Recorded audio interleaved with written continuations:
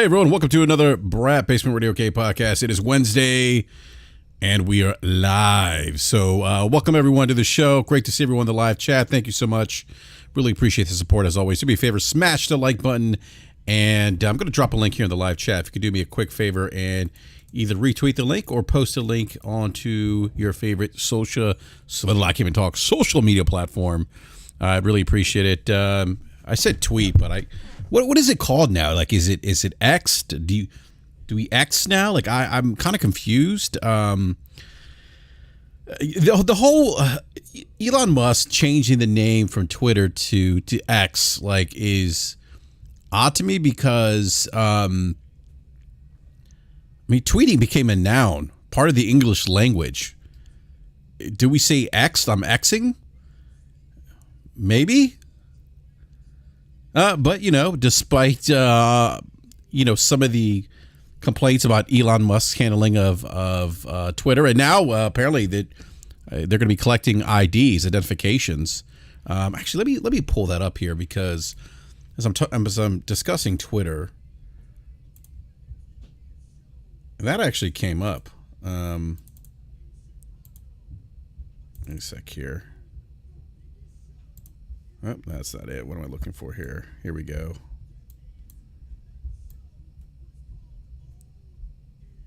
There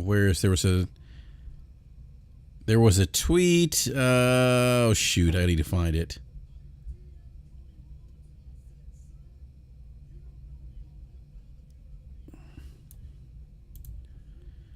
All right, according to Dexerto, I don't know if I pronounced that correctly. ID verification will soon come to X.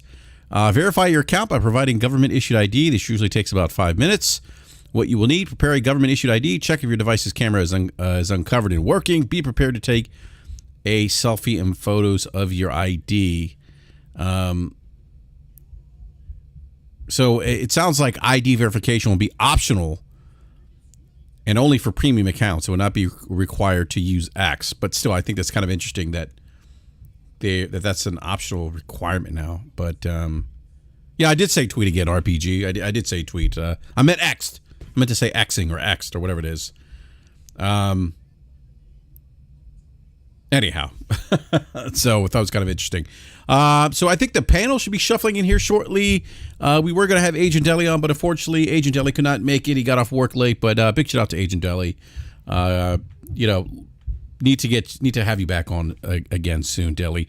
Also, give me a follow at I would say on Twitter, on X, BRAP_podcast on X, or X, which is, I'm just gonna call it Twitter. Give me a follow at BRAP_podcast on Twitter. That way you get caught up to speed, and you won't miss any announcements. Or even better, subscribe to the channel. That way you get alerted of announcements and things of that nature. But we are working behind the scenes on getting some industry, or having some industry guests on. So just keep an eye out for those announcements, hopefully coming shortly. But definitely have a lot to talk about today. We are going to discuss why Forza isn't playable. I know we talked about that a little bit, but Gamescom's coming up, and still Forza is not going to be playable. So it's kind of interesting that that's not going to be a playable game. And I'm also going to discuss the Baldur's Gate 3, the critical success around the critical success, I should say, with Baldur's Gate. It's still about a 97 Metacritic. Now, granted, it's only had 36 reviews so far. It is the highest rated Metacritic game to date. I shouldn't say to date. I mean, 2023. Breath of the Wild is right behind it, but Breath of the Wild's had over 115 reviews and sits, I think, let me look up Breath of the Wild here. I don't want to get the information here incorrect. No, I said Breath of the Wild. I meant Tears of the Kingdom. Let's see here.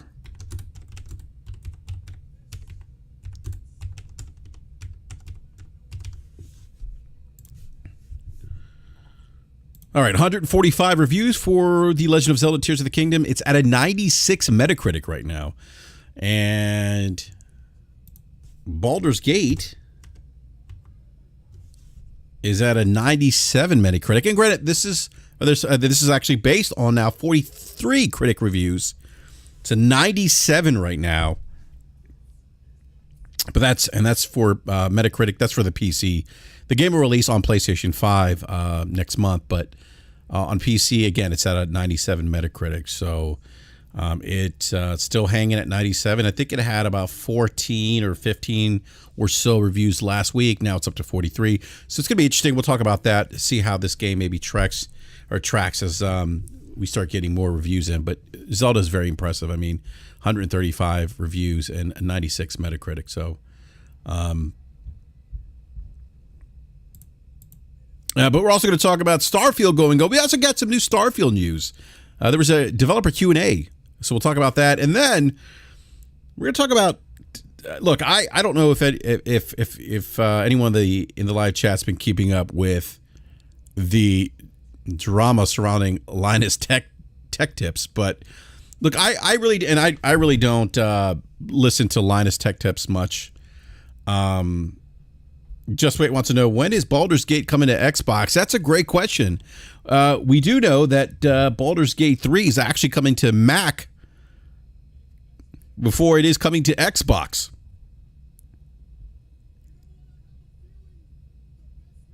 John says, our opinions at a 96 for y'all. Not played it. What do you mean by that, John 907? I'm not following you there. Are you talking about The Legend of Zelda? I mean, I'm at the end game of Legend of Zelda: Tears of the Kingdom. It's one of the best games I played so far. Thank you to Tony, and hit that like button. Thank you. Actually, guys, give me just a second here. I need to do something here real quick. Forgot to drop the link in some Discord channels here.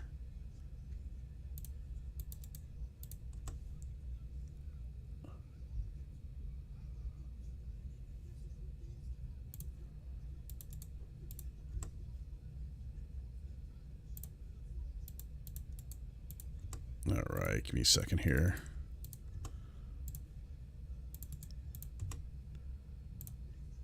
All right.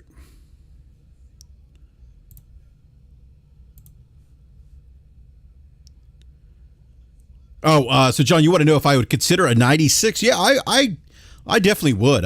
Tears of the Kingdom is one of the best games I've played this year. One of the best games I've played. Probably the best game that I played on the Nintendo Switch. It's really good. The customization, the traversal. I mean, it's just a solid game.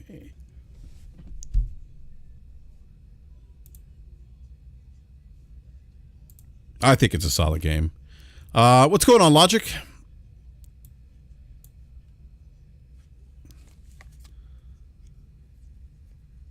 Hey, BRAP, how are you doing?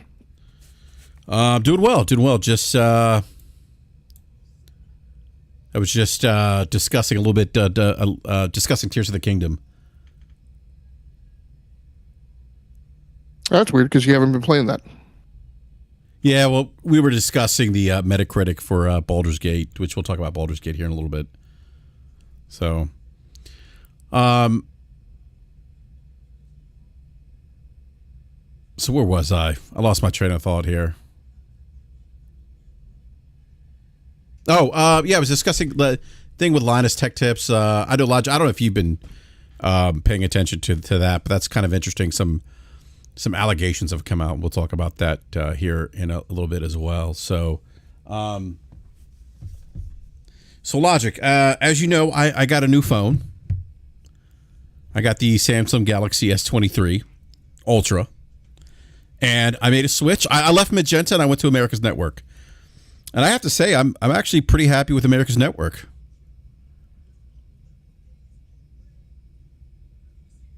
I got to say that. Yeah, man, you're part of the you're part of the Freedom Network now. Well, I was just about to say that it's powered by Freedom, and so now I know what it's like to be part of that network. And yeah, it's great. No, I'm really enjoying the phone. It's a beautiful screen, by the way. I mean, it's a really nice phone. Definitely the best phone I've owned so far. I mean, I upgraded from the S21 Ultra to the S23, but yeah, no, it's great. It's really snappy. It the camera's definitely better than the S21. I've noticed that.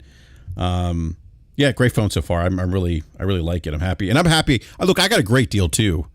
It was kind of, I gotta be honest with you about something here, Logic. Like, I don't care for anti-consumer practices. I don't care for predatory consumer practices, like when developers make you pay for early access. But I'm not going to talk about that right now. But I found to be anti-consumer was Magenta wasn't really trying to give me a deal. It's like they didn't want to keep my business. So, as a consumer, I made a choice, despite their anti-competitive practices. And I went and I made a switch. I went to America's Network. I saved myself about $30 a month on my cell phone bill, and I got a brand new phone. I guess the moral of the story here is that as consumers, we have choice. Which leads me to Starfield, Logic. and I as we were talking this morning, I was actually taking notes. You were actually, because I wasn't sure what I wanted to talk about on tonight's show. I'm like, Logic's giving me some topics to talk about tonight. And I saw some of the chatter around the early access for Starfield. Now, Starfield officially has gone gold. You can actually pre-downloading Starfield starting tomorrow. You'll be able to do that. So I just actually just pre-ordered my my deluxe digital edition on Steam. No, Logic, you have two. Was it Constellation editions? Did I get that correct? Yep. Yeah. Some of us are not in that God tier, but that's okay. But some fans aren't some fans aren't as dedicated. I mean, just like I said a few months ago, like I'm going to stop arguing with people who rant and rave in support of Game Pass, and they're not even Game Pass Ultimate subscribers. They're like subscribed to like the mid tier Game Pass. Oh, I'm like, man. what am I arguing with you for when I'm at the $17 tier? Or I'm beyond the velvet rope in the VIP room. or they're in the dollar tier, because people did stack the dollar deals for a couple of years. True. That did happen. So no, I hear you. You're in the back behind the velvet rope at the table, and they're bringing bottle service to you. I get it. Nothing wrong with that. But it's interesting. Like, so as we know, Starfield, if you got the Constellation edition, or if you bought the deluxe editions, you get early access. It's not just early access, by the way. It's not just early access. You get you get like you get like a digital art book. There's different perks that you get with that. So, but I guess where I get frustrated is with the dialogue around gaming at times is that, like today I saw that, and what you were describing to me, that people are saying things like the developer charging for early access is anti-consumer, it's predatory. And I as you know, I disagree with that 110%. First of all, I don't think it's anti-consumer, anti-competitive, or anti-consumer. I don't think it's predatory either. I think anti-consumer is the most abused word in the gaming dialogue today. I'll throw it up there with words like hold the L, cap, and same energy. It's the most, and it's used incorrectly all the time. And what's frustrating to me is that what people need to realize is you not paying $99 for the digital deluxe edition to have early access or getting the Constellation edition just means that you're not the target demographic for that product. That they are people who want early access and who are okay with paying early access. And also, for something to be like really anti-consumer, like you literally have to have no choice. And you have a choice here. You have the option not to buy. Bethesda's not forcing you to buy early access. So it's just a really weird, take. And I don't understand why this conversation keeps coming up, and consumers seem to forget that you have consumer choice. I'm seeing this conversation too, Logic, with the PlayStation 5, the rumored PlayStation 5 Pro. People saying, "Oh, why? Who wants that? You know, what are they going to market? Like 12K gaming? Ha ha ha! You know?" And it's like, no, like there's people who want a Pro so they can have better performance on games that are more demanding. So, but those are just my thoughts on the conversation I saw today around the Starfield early access and people being upset and just throwing around the word and using the word anti-consumer incorrectly. So, what are your thoughts, Logic?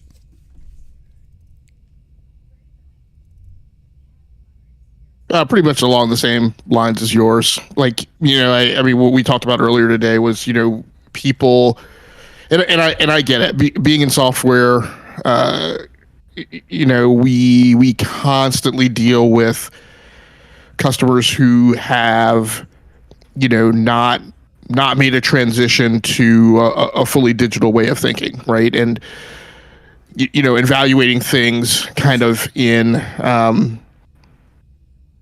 not necessarily recognizing intrinsic value or not necessarily realizing intrinsic cost, right? The simple fact that, hey, the reason you get charged more for a feature in this version of software versus another version of software is because it took an additional 100, 200, 300 engineering hours to implement that feature, right? And so, I understand, I guess, how people sometimes don't have the same perspective. But the fact of the matter is all across lots of markets, not just the gaming market, people apply intrinsic value to other things that are not simply, that don't make two things equal, even though they're the same thing. So, sometimes that's, paying a higher price for better seats at a concert. Sometimes that's paying for the increased costs of the movies to go to the evening show versus the matinee, even though ostensibly you're paying for the exact same movie and it costs the exact same amount to produce that movie, but you're being paid more because there's a time where, there's a higher demand for a movie. And so, we frequently, for whatever reason, there's a group of people or a demographic or people have a certain philosophy that just kind of seem to like to just do away with certain basic laws of economics that I thought everyone was kind of still taught in school, and decide that but for this use case it doesn't apply.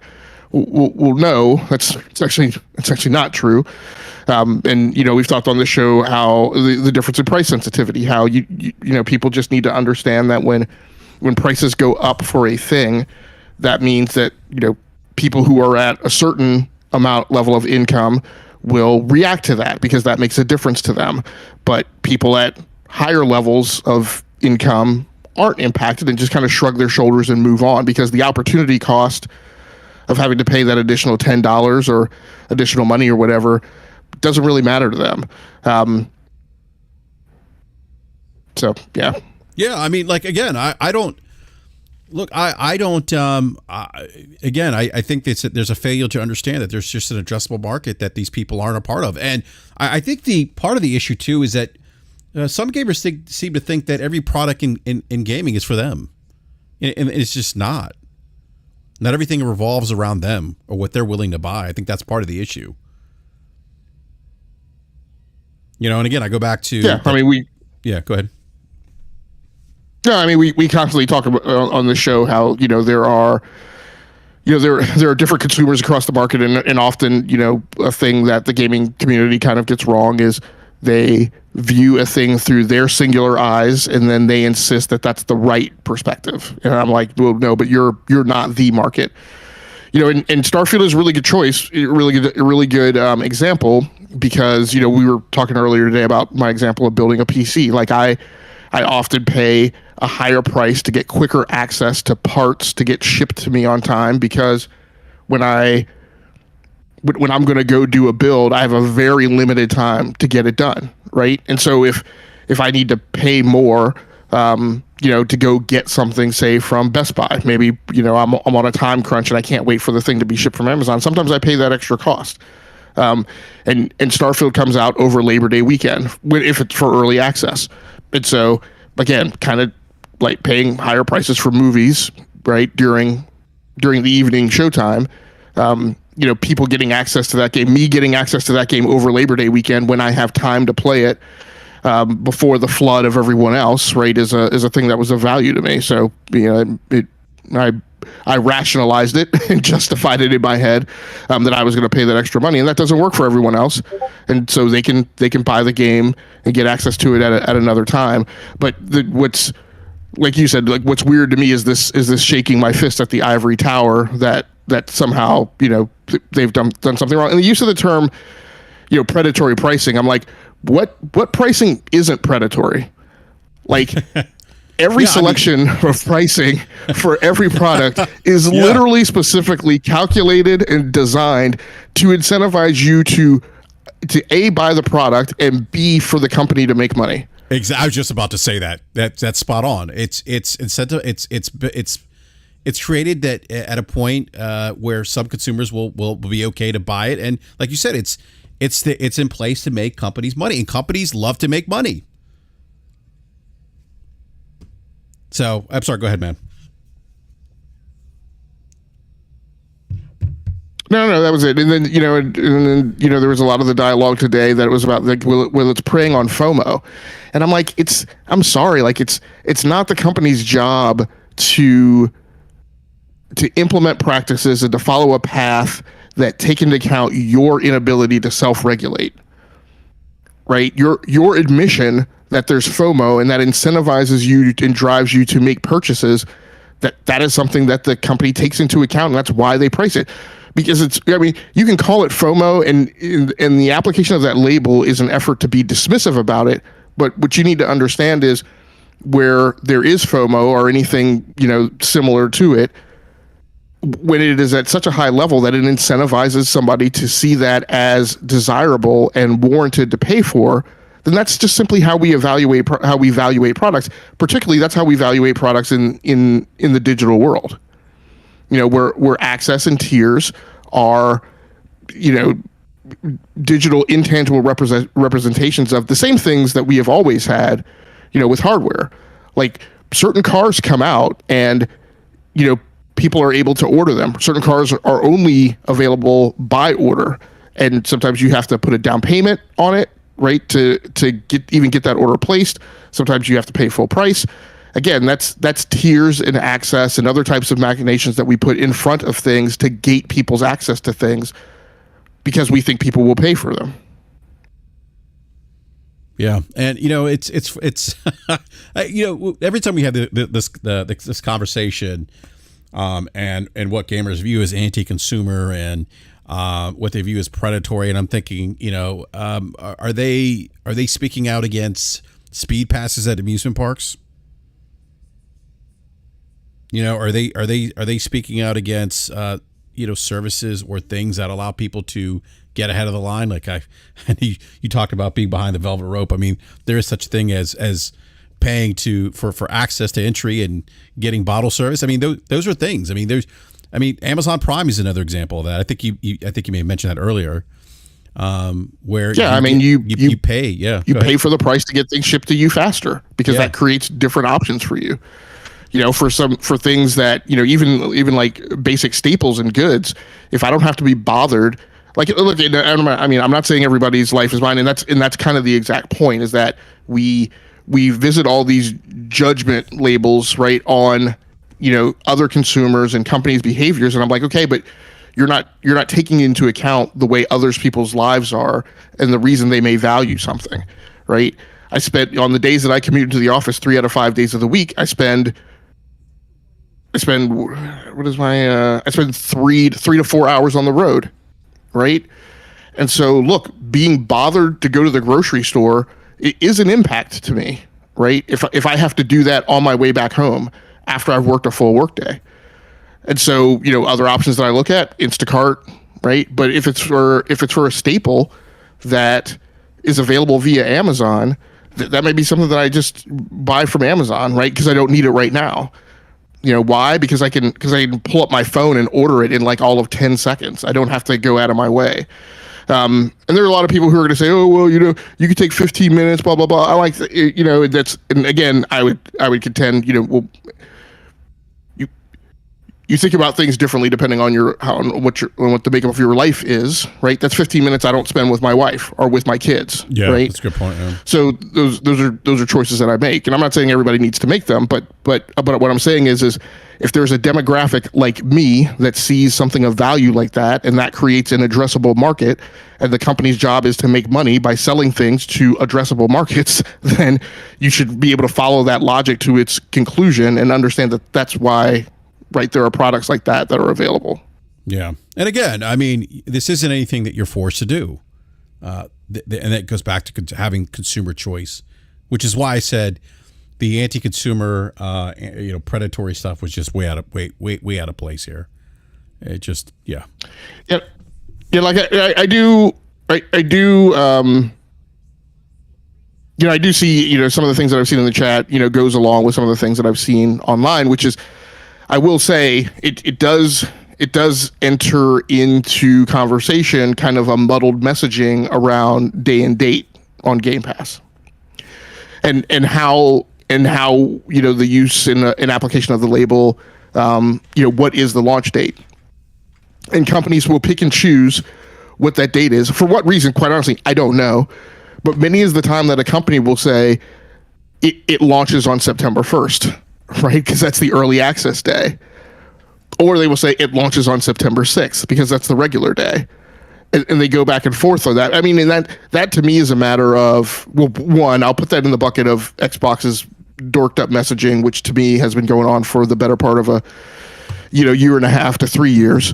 But I will also say it's an industry problem where there are just these terms that the industry has struggled with for lengthy periods of time. I don't know why, until they kind of settle on what is the norm.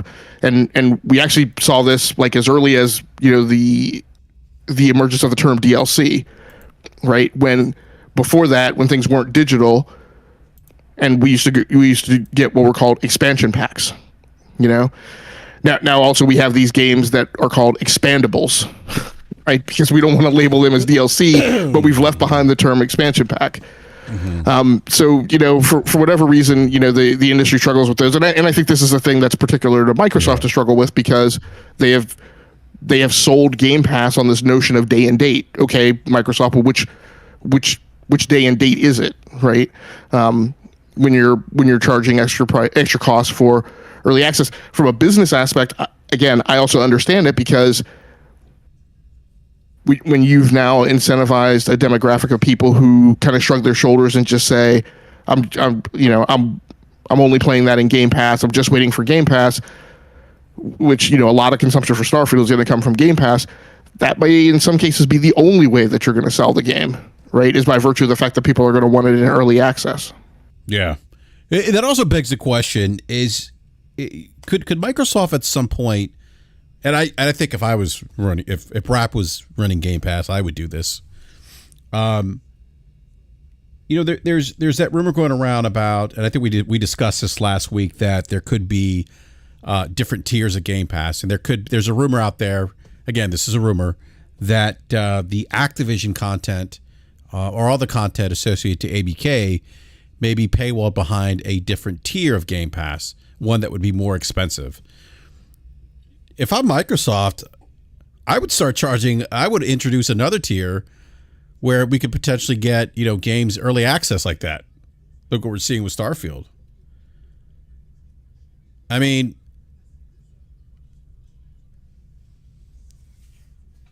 or maybe bundle it with, if they want to incentivize people to, upgrading to Game Pass Ultimate, maybe that's something to do. But do you think, Logic, that's something that Microsoft may do down the line, where they would create a tier like that. I mean, to me, again, if I'm running Game Pass, I would do that. Yeah, I mean, I think what's a foregone conclusion is eventually at some point Microsoft is going to do something, Machiavellian or however you want to call it, draconian with, tiers and structures around Game Pass, because that's, frequently approach, by them for lots of things, and it's kind of just a general approach for software as a service, in the enterprise. And so, eventually it's going to, you and I have talked about, I would be absolutely amazed if there's not some mobile Game Pass hook here in very short order once this merger is complete. And the knife twist with that could be, hey, all you Candy Crushers, your way of obtaining stars is now only by subscription, right? And it's not even available for you to purchase, onesie twosie as you feel like it, because that doesn't make any sense for us. So you're going to need to be subscribed, to this mobile Game Pass thing and get your credits that way. My problem with the notion of, early access is how many games are really worth it as an early access pitch. I mean, they've got to be, kind of like you and I have frequently talked about, right? They got to be the big needle mover games. Like I don't. Yeah. I mean, I agree with that. Let's assume that Redfall was not a lame turducken when it came out. Let's assume it was just a regular 4-person co-op game, kind of like Back 4 Blood, Rainbow Six Extraction, the Resident Evil 3 thing, right? All those, that glut of games that were in that bucket. Is that the type of game that's worthy of early access to tuck behind a paywall? I don't know if a game in that genre creates that level of FOMO. So Starfield definitely, Forza Motorsport definitely, Halo, right? If they do another Halo and that thing comes out right, definitely. Grounded, Pentiment, no. Psychonauts, no. What about Call of Duty? So. Call of Duty as an early access. Yeah. Does Call of Duty do? I don't think Call of Duty does any kind of early access. No, they do like the multiplayer betas, but they don't do early Well, do they? I feel like, did they do early access? I don't think they do. I think they did. I almost feel like they. I'd have to look this up. I play Call of Duty every year. Now, yeah, it could be just like tonight. I forgot that I had no more instant coffee, and that's why I was late. No, I thought there was early access for Call of Duty at some point. I don't think so. I think when the game goes live, it just goes live for everyone, because they just want. They just. I mean, we played the beta. Right, yeah, maybe that's what you remember. Like Deli, Slow Mo, you, me, we all played the beta, but it wasn't early access. All right, I'm looking this up. I feel like they may have tried it before. Could be. I don't know. Like I said, I play it every year, but it wouldn't surprise me that I play it every year, and I just like Forza, right? Every time Forza comes out, I just get the VIP. Actually, yeah, go ahead. No, I would say I just maybe, desensitized to it, because maybe I just buy the thing all the time at the max. So, early access just seems normal to me. But you're saying Blizzard what? Blizzard charged $20 for early access. To Call of Duty? No, to Diablo 4. Oh, right. Yes. Yeah. So maybe that. Maybe but that's you get a Diablo. Yeah. You get a Diablo once every 12 years, 11 years. Yeah, but I think about as you're kind of running down the list of big titles that really move the needle that might get people to want to get into a game early access a week before release. I think Call of Duty is the obvious one there. If that's something they could do. Yeah. Hey, and I see Autumn in the chat says Greta was an early access. So this is great. Kind of comes back to my point about how the market in the industry how the industry struggles with terminology. So Autumn, we're not talking about, and Microsoft I thought doesn't use the term early access. I thought they use a different term. I thought because early access was specifically a term that was applied to Steam when they started doing it. So Autumn, those games are games that are not released, pre-release. I thought Xbox uses the term pre-release, is their equivalent of early access for Steam, but we're talking about when you pay an additional amount to get access to a game like days earlier, not a game that's unfinished and they're basically putting it in a long-term beta and giving people access to it. Yeah, Well, I think Call of Duty would be, assuming it's an annual release, I think that would be huge. But again, I mean, but I don't disagree with you. I think that they're definitely going to have to, and that would mean that they would have to improve their production pipeline where they're releasing, these big titles that really move the needle, get people excited to want to pay for early access. And we may not be there just yet with them. We got to give them time, as they say. Yeah, so somebody was saying, I think it was Christopher was talking about early access for Modern Warfare 2, and yes, that's why I'm not, because as far as I can tell, Christopher, that was just to the single player campaign. Yeah, that was actually for the single player campaign. That's right. Yeah, so I don't normally play the single player campaign, and that's why I like the notion of early access, and again. And so that brings up the question of who would that be of value to and who would pay for that. Yeah, I mean, I think I paid early access for the Call of Duty campaign. Did you actually play it? Yeah. To completion? Yeah. Okay. All right. Yeah, I mean, well, there you go. You should. So you're part of Microsoft's addressable market for their $25 God tier Game Pass VIP Velvet Room champagne bottle service. Yeah, and hopefully, yeah, exactly. And hopefully it's fine champagne, not Andre. Hopefully it's like something good, Ace of Spades or Dom P. But you were talking about, they would have to improve their production pipeline. And I don't know that that's the case because they don't really have a consumer base that really yells and screams and holds them accountable. Oh, I mean, in my opinion. Come on, Lodge. They are some of us that hold them accountable. Although when you hold them accountable, you're called somebody whose mission is to talk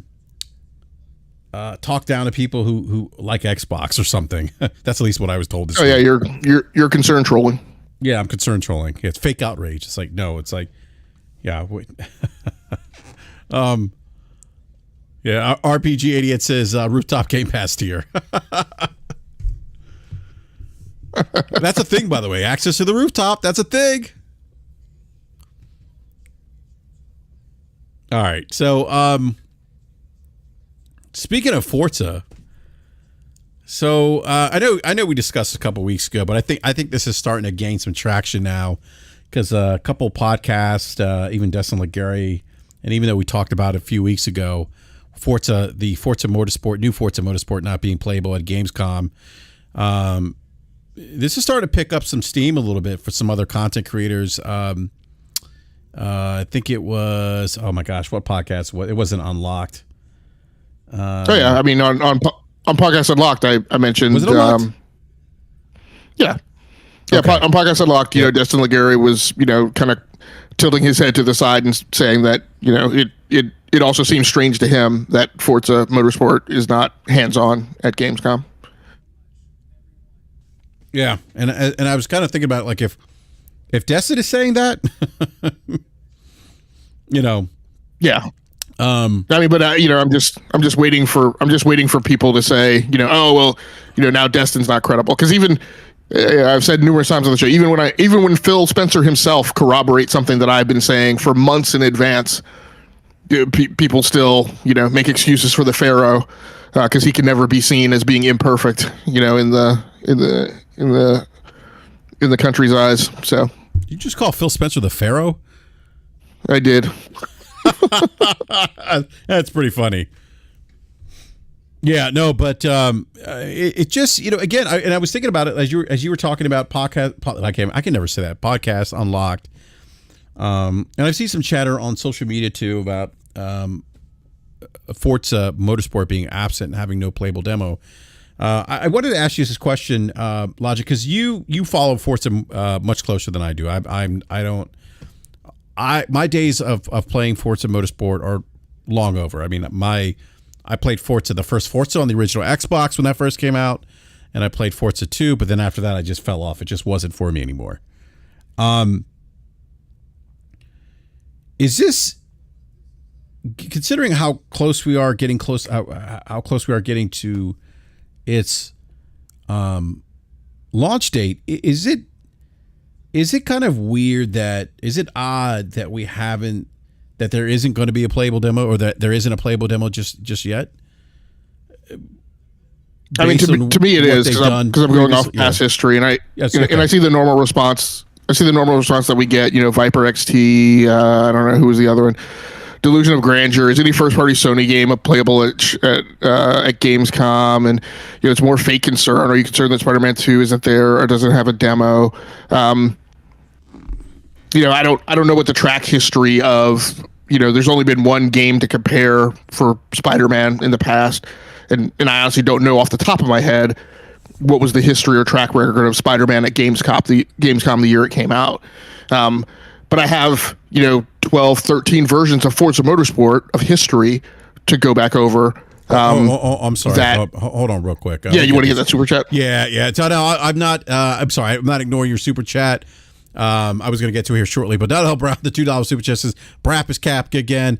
Okay, Donnell, when the Raiders are 0-15 this year, we'll have a conversation.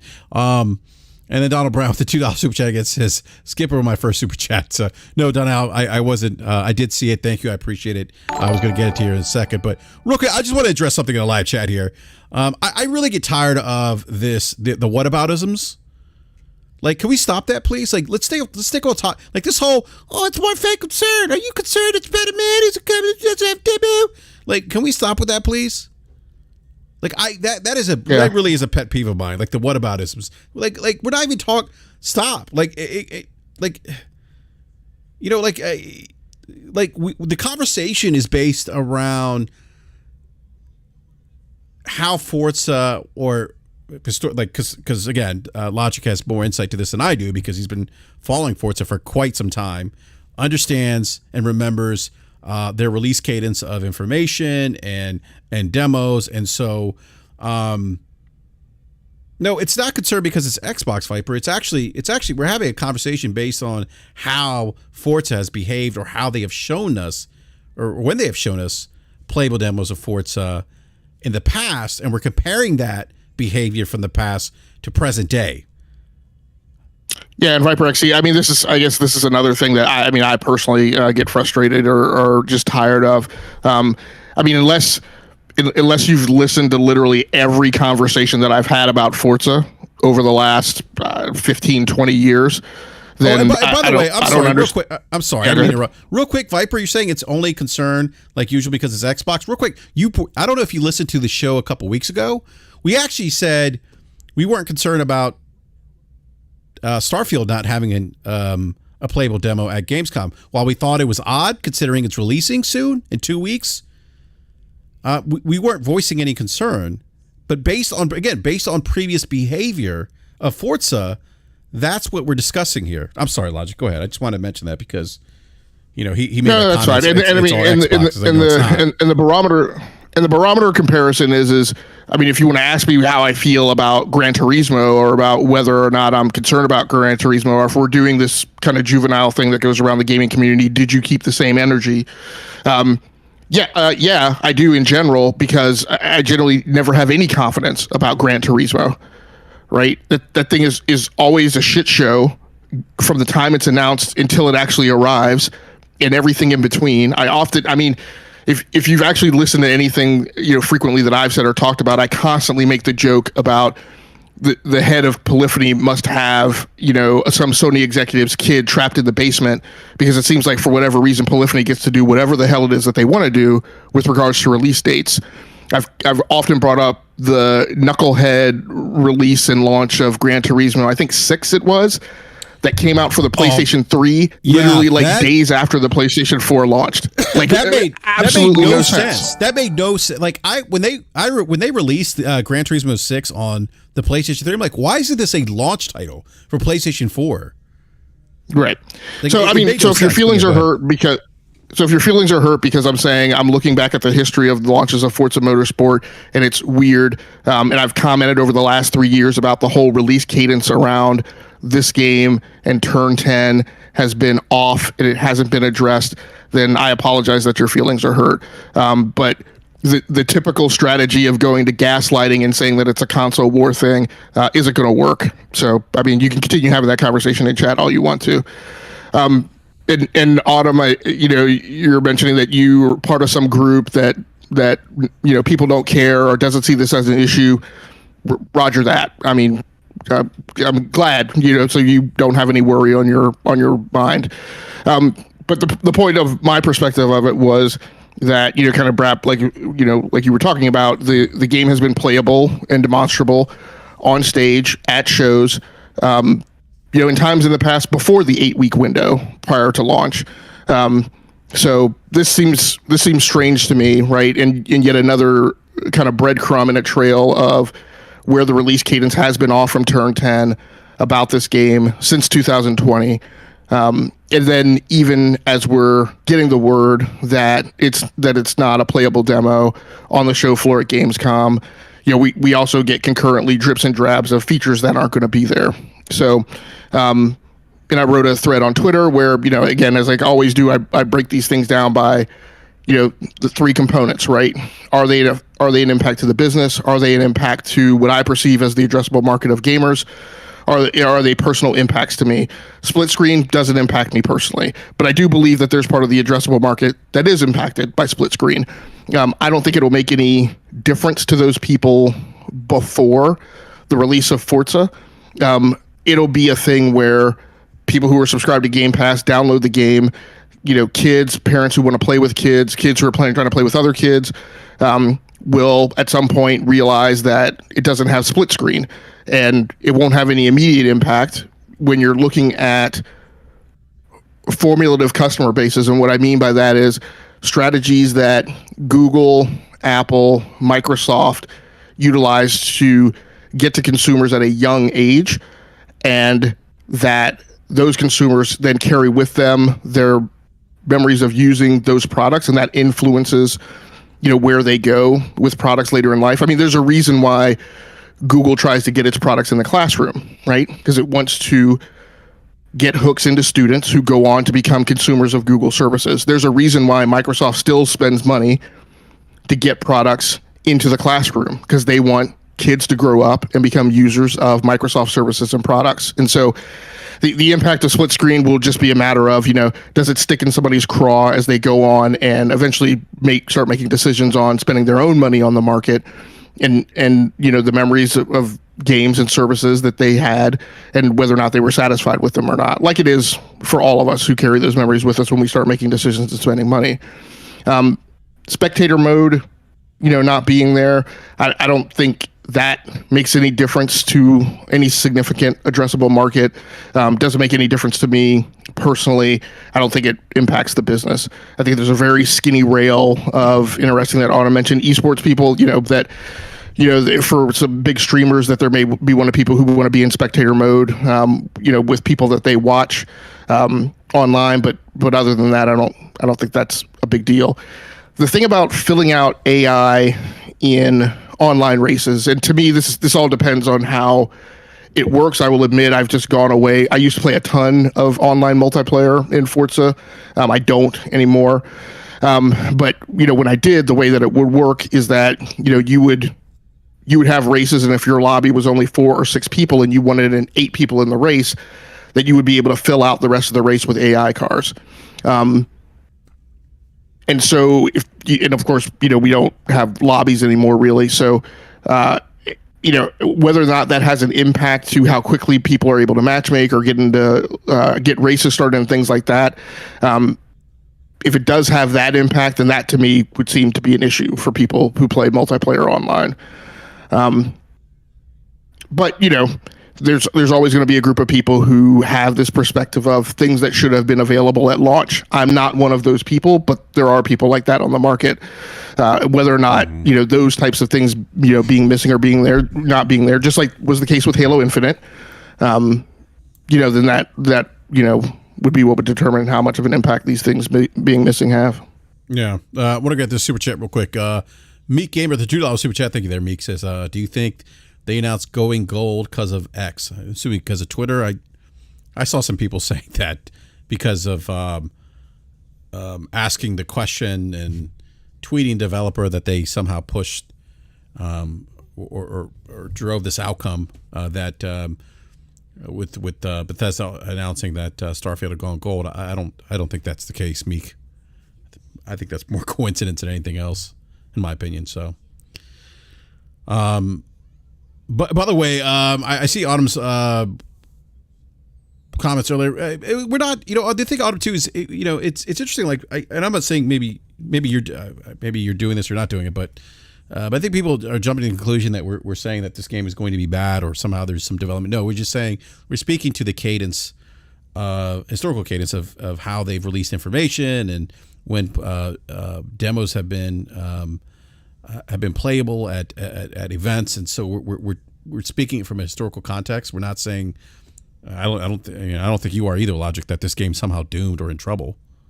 I don't think that's the case. I will say, for me personally, though, if I have some concerns too, it's based on Microsoft's more recent performance of, like we've said on this show, managing their production pipeline with the big AAA titles. They haven't done. They look Redfall. You look at Halo Infinite. So I don't, hopefully Starfield kind of bucks that trend. But I mean, where I have a personal concern is with how hot this thing is coming in, right? Mm-hmm. I mean, and whether this thing literally goes to code freeze like 2 days before it's supposed to, right, be downloadable.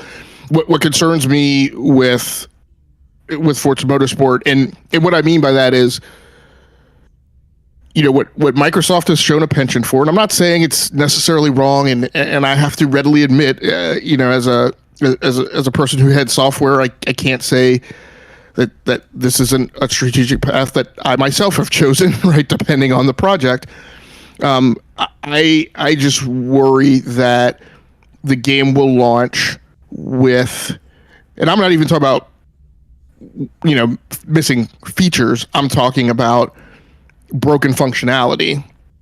I'm worried that the game will launch with something or some number of things that break functionality in a certain mode of the game, and that there have to be workarounds or modes that you don't get into, because Microsoft takes the approach of launch it, get it out the door, get it in the subscription service, and fix it later. And you can make a generic comment that, well, the whole industry's doing that, but again, I'm not.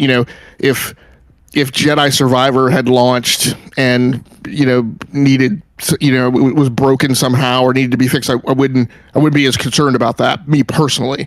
I'm concerned about that from a Forza Motorsport perspective, because I enjoy Forza Motorsport, and I'm looking forward to the game. And so, if it launches in that state, and I don't mean that the game's unplayable. What I'm talking about is the 10% or 20% or however you want to kind of quantify it. Some nit being around that gates your ability to access a function. And the reason I say that is because what we've seen laid out and what we've heard, right, and all the breadcrumbs of all the comments that have been made since Redfall, is that it has been all hands on deck for Starfield. Listening to sound bites from Phil Spencer, listening to sound bites from Matt Booty, listening to sound bites from other members of Microsoft, there's been a level of oversight and involvement in that game to assure a successful launch. I have not heard that same drumbeat with regards to Forza.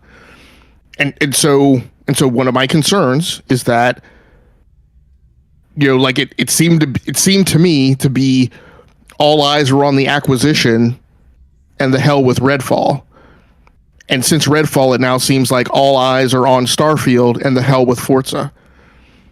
And what I would say is when I talk about looking at this comparative history, I'm not hearing and seeing the progression sound bites that I'm accustomed to with regards to Forza from Turn 10 leading up to its launch.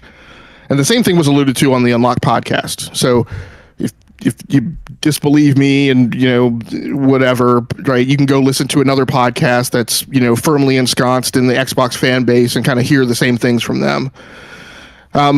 So, like I said, it's the only thing to say is that, it'll be interesting to see how it comes out. But to me, there are reasons for concern. And like I said to somebody earlier today, I'm sure it's being said in the chat. I'm not paying as much attention to it now, but this the concern trolling and it's fake concern, like Viper XT said, it's just weird to me.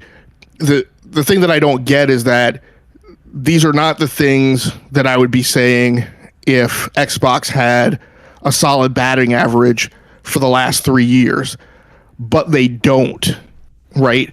Redfall is a thing that happened. Halo Infinite is a thing that happened. Forza Motorsport not being present at the launch is a thing that happened. There are numerous barometers and objective, tangible evidence of things that would cause people to have doubt and concern and a lack of faith. And so those are the things that come out. And if you're in the camp of people who just shrug your shoulders and you're fine with it and it doesn't bother you, then that's fine. But just for Christ's sake, just understand that you're in a different camp. And that, don't expect there to be 100% concurrence across an entire consumer base for a single consumer product and that people think differently.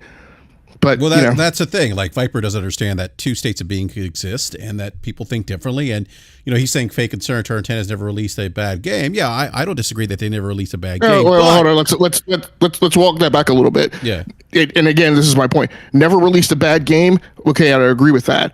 But which Forza Motorsport was it that they released where they had to walk all the microtransactions back because of decisions that they had made? That was a big, nasty, PR outcry. Oh, so that type of thing has happened. Was that Motorsport 6, I think? I think that was, I can't remember exactly which one it was. Yeah, I think it was 6. There was a lot of blowback back then on Turn 10 for the way they introduced microtransactions into that game. I remember that.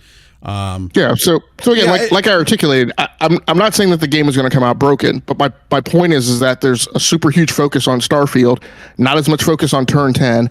Everything that I'm hearing and seeing from Turn 10 does not indicate the kind of calm, swim stroke that I'm normally accustomed to hearing. Another indicator is that I haven't heard anything about wheel and pedal support for Forza Motorsport, and when you look back at past versions of Forza Motorsport, you would see the news articles and you would see the announcements and you would see the posts about wheel and pedal manufacturers that had been contacted a year before the game's release.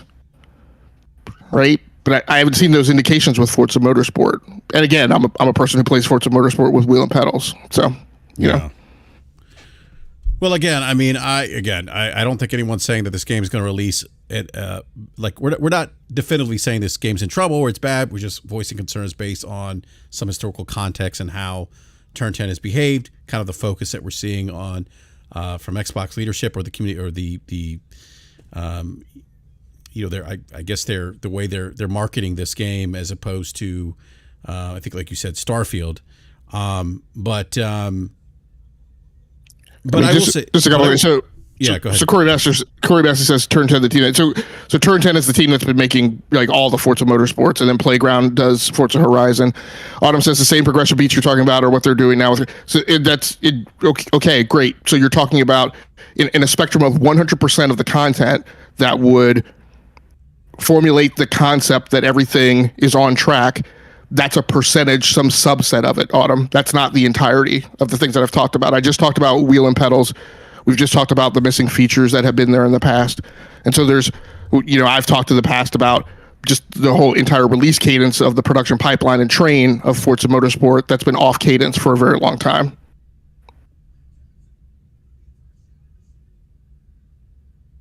Yeah, and again, that's all we're saying. It's that again, compared to how they've behaved historically, and how and the kind of information we've gotten historically, and the fact that we don't have a playable demo. That's all we're discussing here. No one is saying, everyone calm down. I see people like no one's saying this game's going to be terrible. Logic has definitely not said that. No, I mean what I pointed to is the game going to be unfinished in a way that impacts me directly as a gamer when it comes out on 10 October. That's the question. And what I'm saying is in the past, I've been given a lot of information that has caused me to not ask that question. And I've said here in 2023, on August 16th, I am given reason to ask that question. Yeah. No, I get it. I mean, people can calm down. I pay $17 a month for Game Pass. If I don't see some wackadoodle indication that Forza Motorsport is way off track, I'm going to pay the $99 or $100 for the VIP pass with all the car packs, just like I always do. Right?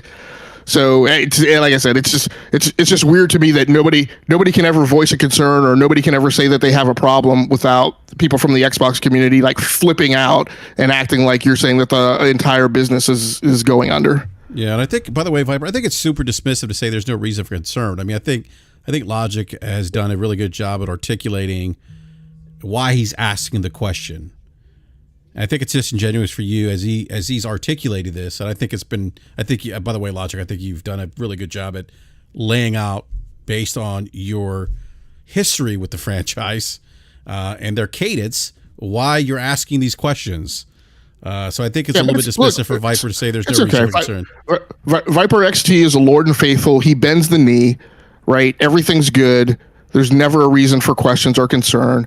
And so, like, quite frankly, I mean, I don't even know why Viper XT bothers ever tuning in to an Xbox podcast or to a gaming podcast. I mean, I guess unless you're just in search of messages that resonate with everything that you say, which to me kind of defeats the purpose of being in a gaming conversation. So, I mean, I'm hoping you're getting what you need out of it. Autumn's saying which missing features, not all those features even started in the first Forza Motorsport. The features have gotten added and retracted over the course of the franchise existing. I don't know. I think Logic covered that already.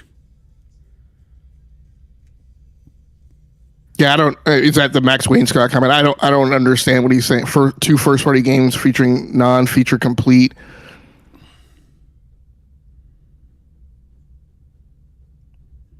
He's talking about. He's saying two first-party games releasing non-feature complete doesn't make a pattern. Well, no, I think that raises concerns about how they manage their production pipeline, Max. I mean, you got to remember. You look at how Halo has traditionally released, and then you look at Redfall, which was abysmal. Those are the two biggest AAA games that they've released so far. First party. Yeah, and I don't understand what he's, again. We've had these things with grammar.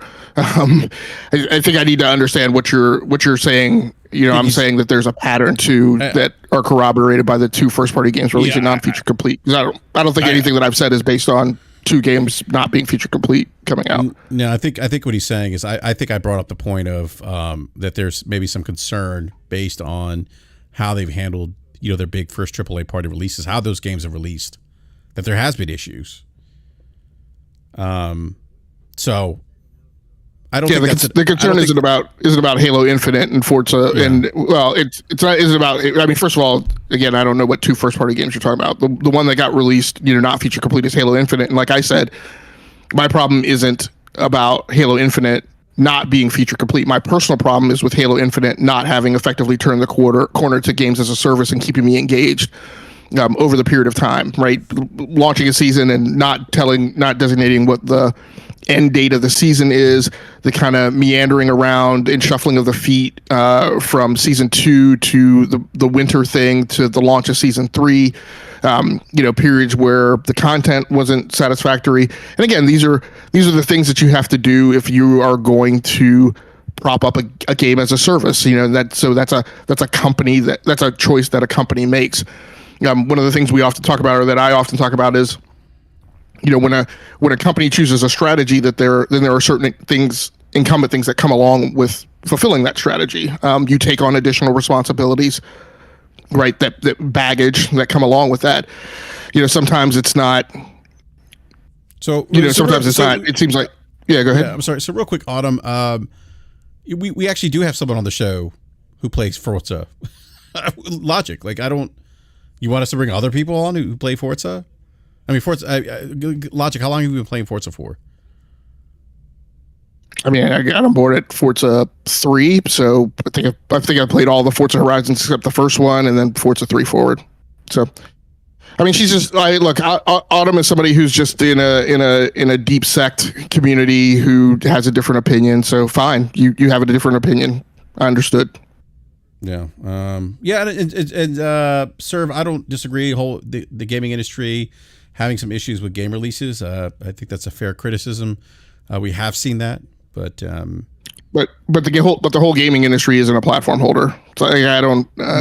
People bring that up. I was just about to say that too. I was about to say that, pivot to that, because yes, that while that but there are also platform holders who aren't having those release issues either, or those pipeline issues. Nintendo and Sony come into mind more recently. So Max, I don't. I'd have to go back and roll the tape. I don't know where you're saying. We said what I will say is, and I'll double down on this because I say it every week or quite frequently. When I talk about Xbox performance this generation, my data points are, and when I talk about the Forza Motorsport franchise specifically, the Forza Motorsport franchise by release cadence. Forza Motorsport should have been there in 2020. We then heard word that they were starting development in a year where I was like, starting development should have started right a couple of years ago, again, by release cadence. We have the fact that it was supposed to be part of the 12-month plan and wasn't part of the 12-month plan.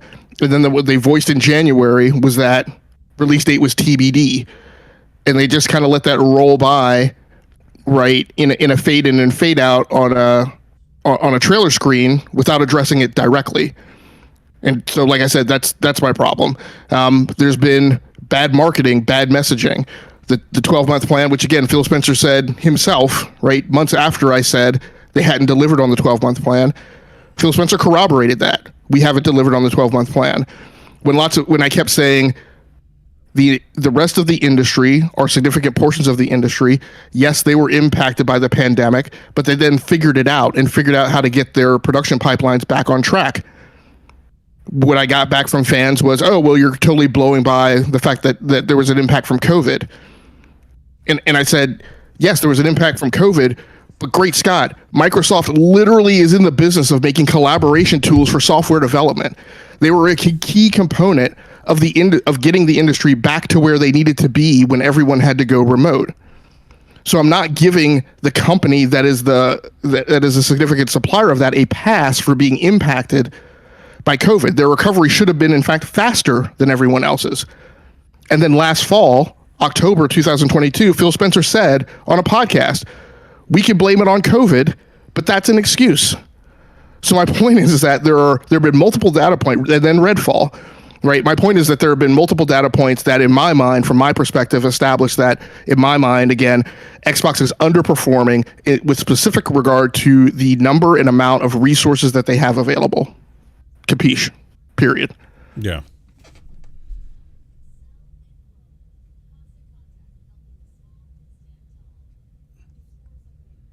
All right. Gonna move on a topic here. I'm sorry. I'm just I'm reading the live chat here.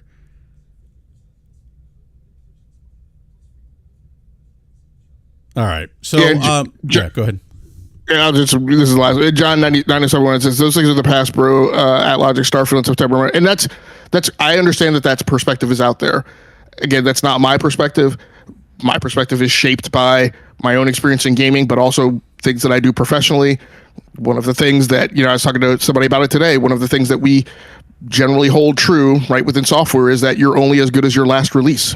So when I talk about, right, concerns about Bethesda, which I have in a group of developers that, I don't have supreme confidence in until, right, they show up with their game.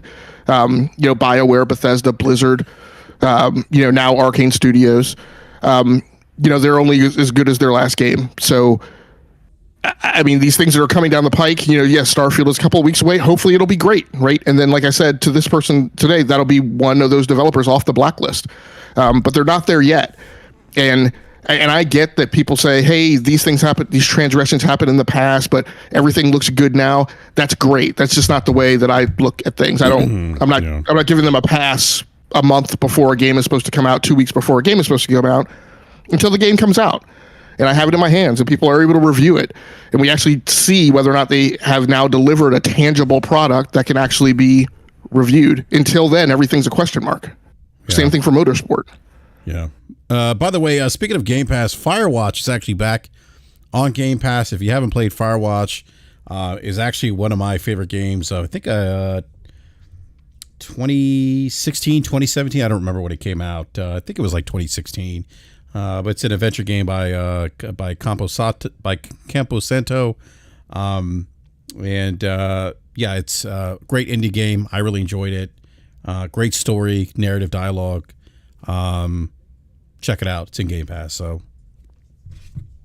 all right. Yeah, I'm sorry. I know. Yeah, I know. I keep going to play. Honestly, any real concerning about video games like this. Okay, so let's again put things in context with the whataboutism, right?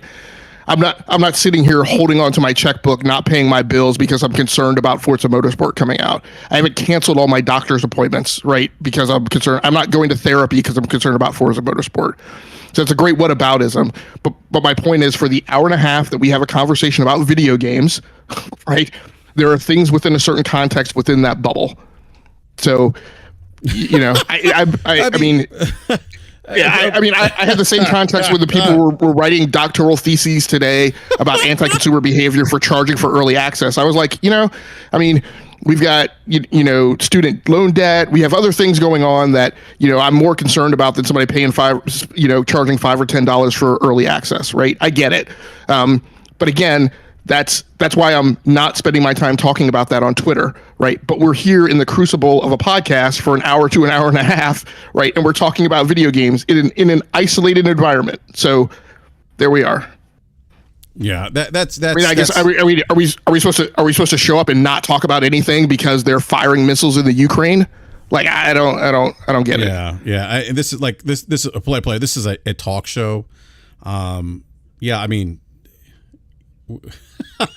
more concerned about my pension and health nowadays. As long as games are fun, I'm good. I mean, hey, great for you, but right, this is a gaming talk show, by the way. Yeah, why are you here? It's just like, if you're more concerned about your pension and your health, then I don't understand why you're not off, looking up your benefits on your web access instead of sitting here listening to video games. I think, unfortunately, he's just being dismissive. It's a whataboutism. It is what it is. But I do want to move on. More Starfield news came out today. And look, Starfield is 2 weeks away. I got my digital deluxe edition pre-ordered on Steam. And I went with Steam because, look, I had an experience with Halo Infinite on Game Pass, and the Game Pass version of Halo Infinite at the time just not work very well for me. So I went with the Steam version of Halo Infinite. So I went with the Steam version again for Starfield. But Starfield is coming out in 2 weeks, at least the early access digital deluxe edition, or if you have the console. Yeah, go ahead. So let me ask you, you didn't plunk down for the Constellation edition? No, I think those were sold out before I could even get one. And honestly, it was between that and the Spider-Man 2 Collector's Edition, and I pulled the trigger on the Spider-Man 2 Collector's Edition instead of Starfield. And I did get the Starfield Special Edition Xbox controller, which is, in my opinion, the best Xbox controller that they've released, custom Xbox controller. And I think that's one area where I think Xbox has done very well this generation is their custom controllers. That controller is, I would say, the Forza Motorsport one that's like clear, looks like what Slomo refers to as Fruity Pebbles. That was my favorite one up until the Starfield one came out. But I did get that. I did get the Starfield headset. I didn't get that. I wouldn't use it anyway because I have better headsets. Just sounds to me like you're, not really a huge fan and not really supporting the devs. Well, hey, at least I bought the game. So, That's true. That's why that game is going to outsell Baldur's Gate 3 over the weekend, right? No, that's what I heard. It's going to sell Baldur's Gate 3, which we'll talk about here in just a second.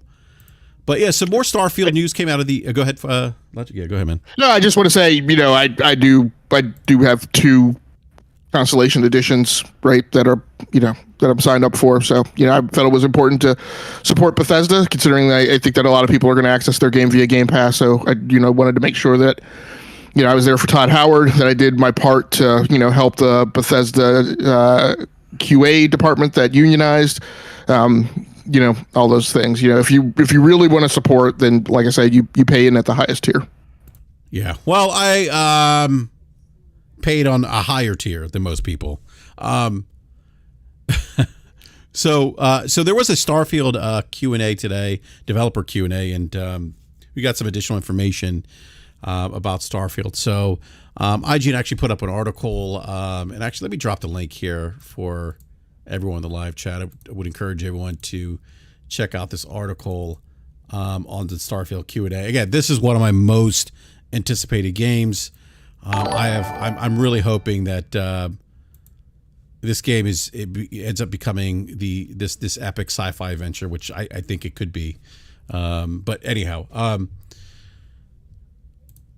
so I dropped the link here in the live chat to the IGN article. So definitely check out the article when you get a chance. But so what we learned, there are over 20 companions in Starfield. Similar to previous Bethesda RPGs, Starfield will have companions that you can recruit. Again, this is according to IGN, but little is known about them so far. So again, the developer, Bethesda, only confirmed that there's 20 characters that can join your adventures. Now each companion has their own backgrounds and can follow you around and carry any items you acquire on your travels or your adventures. There's also nothing official about a list of classes. No, there's nothing in terms of classes. There is more discussion about the different like groups in Starfield, which I'll talk about. Factions, right? Factions, yeah. So I'll talk about that here in just a second. But there is a jail system that is more similar to Skyrim than Fallout 4. So in Skyrim, if you remember, there was a jail system where you could be imprisoned for committing crimes. Starfield is implementing that system as well. So big shout out to Mr. Babbitt, who tweeted that he was very excited about that.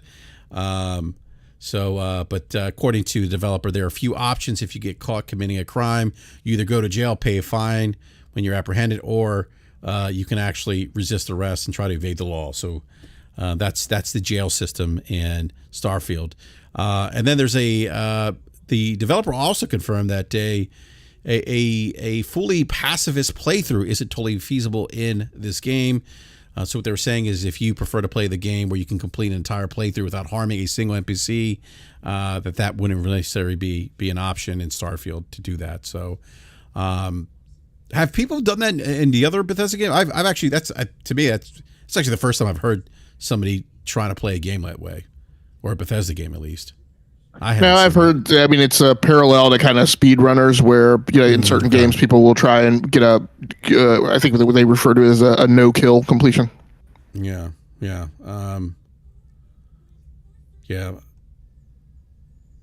Notice that the chat's quiet now that I'm praising an Xbox game. Here's one thing that really kind of perked my ears a little bit. According to the developer, Star Wars, Battlestar Galactica, Interstellar, and more inspired I almost called it Starfield, like SARS. Starfield. When asked if any sci-fi media had influenced some of the quests in Starfields, developer explained that these were some of their influences. So, the original Battlestar Galactica, Buck Rogers is another one, Event Horizon. Do you remember Buck Rogers, Sam? Did you watch that show when you were... I absolutely did. Beady. Oh, yeah. Buck Rogers was my show. I love that show. What was the robot's name? Yes, again? And Colonel Wilma Deering was my kryptonite for quite some time. Bruh. You don't have to tell me, man. What was the robot's name again? The one that went beady beady beady beady. Twiggy. Twiggy. Okay, yeah. I was young when that show came out, but I do remember the original Battlestar Galactica. Actually, I had the toy, the Battlestar Galactica toy, like ship where you could launch like the little tiny ships off the big ship or something. Yeah, God, that was. Do you know what I'm talking about? Oh yeah, absolutely. Yeah, I thought, or maybe Twiggy. I don't know. I thought it was Twiggy. That's what's in my head. I guess it was spelled Twiki, Twiki. Yeah. Look, man, I haven't watched Gil Gerard's show in quite some time, but I was there for it when it was around. Yeah, Buck Rogers was great. That was one of my favorite shows. The other thing too is they mentioned Interstellar, 2001: A Space Odyssey, Stanley Kubrick. What great movie, by the way. Dave, are you mad at me, Dave? Which that's my biggest fear. One day I'm going to wake up to AI and they're going to be like, "BRAP, are you mad at me, BRAP?" That freaks me out. But yeah. So Ham, hearing those inspirations again, I had this itch. I mean, and this goes back to, for me, really Mass Effect, which Mass Effect for me, when Mass Effect came out, was this just amazing sci-fi adventure. Mass Effect 2 is my favorite of the series. I know there's kind of a amongst Mass Effect fans, depending who you speak to, there's always ongoing debate of which is the best Mass Effect. I've always said 2. Some people say 3. 2 is my favorite. 2 is when we meet the elusive man who is voiced by none other than Martin Sheen, and Martin Sheen does an amazing job at voice acting the elusive man. Elusive Man is one of my favorite characters in the Mass Effect trilogy. But to me, the Mass Effect, there really, at least for me, there hasn't been a game since Mass Effect that's really kind of scratched that space exploration sci-fi itch for me. And I'm really hoping that this is why I'm excited for Starfield. I'm really hoping that Starfield does this. And so when I read that where they some of the inspiration influence of these sci-fi titles, these franchises, how that influenced the game, that got me even more excited. But we'll see. I mean, again, I think like you said, we'll see if they stick to landing. I hope they do, though. I hope they do. Yeah, what sticks out to me like a sore thumb is in that list of things that inspired that Star Trek is not mentioned. I mean, that's a little nit, but I'm just like, that's weird. But but I mean, I could see that. I mean, yeah, there are definitely people who are Star Wars people and not Star Trek people, and people who are Star Trek people but not Star Wars people. So yeah. I get it. Yeah, I like Star Trek, but I'm more of a Star Wars person. Yeah, I'm the opposite. Yeah. Although the last Star Wars trilogy, the last 2 trilogies of Star Wars have been bad. I just haven't been big fans of them. Yeah, I mean, best Star Wars is a non-Skywalker story. What's that? The best Star Wars content over the last few years has been anything that has been non-Skywalker. Yeah, I don't disagree with that. But yeah, so again, I'm excited that they listed some of these science fiction or some of these sci-fi shows and movies as influence to Starfield. So again, we'll see how that translates to the game, and if like you said, if they stick to landing, I hope they do. Also, they are mechs, but you can't use them. So that's something else that came out. The developer explained that the mechs are leftovers from the Colony War. Both the United Colonies and Freestar Collective had mechs, but to varying degrees, and they were outlawed when the war ended. Actually, and if I'm not mistaken, I think there's I don't know if you saw the short cartoon stories or anime stories that they released for Starfield on YouTube. I want to say there was an old mech, I think, that looked decommissioned or out of service. Or maybe that was a spaceship. I don't remember. But anyhow. So you can't use the mechs. Also, Starfield's environmental storytelling adds to the immersion. When the developer was asked what some of their favorite small details of Starfield are that help add to immersion, Developer talked about how environmental storytelling from the books lying around to the notes on bulletin boards offer a ton of immersion. So I think that's a feature that we see quite a bit in many open world RPGs and other video games. I wouldn't say just open world RPGs, but I've seen that in other video games too. So see that in the Souls titles as well, the Souls-like games. And I'm actually experiencing this right now in Baldur's Gate 3, which is my game of the year. Oh, what's going on with Woke now? I just saw Woke or what? I don't know. Yeah. You could buy properties in the main city, so that's something else the developer shared, that you could purchase property in all major cities in Starfield. Some you could purchase the money that you earn, and others are rewards for completing specific missions. So now we talked about you and I were talking earlier about character classes. There hasn't been any discussion around that. But one thing we did learn today is that there are religious and denominations in Starfield. So the developers just said that that there's 3 religious denominations in Starfield that are the Sanctum Universum, the Enlightened, and the Great Serpent. They said that the Sanctum Universum, or also known as the Universals, believes that God exists in the game universe. The Enlightened are essentially just organized atheists that focus on humanitarian efforts.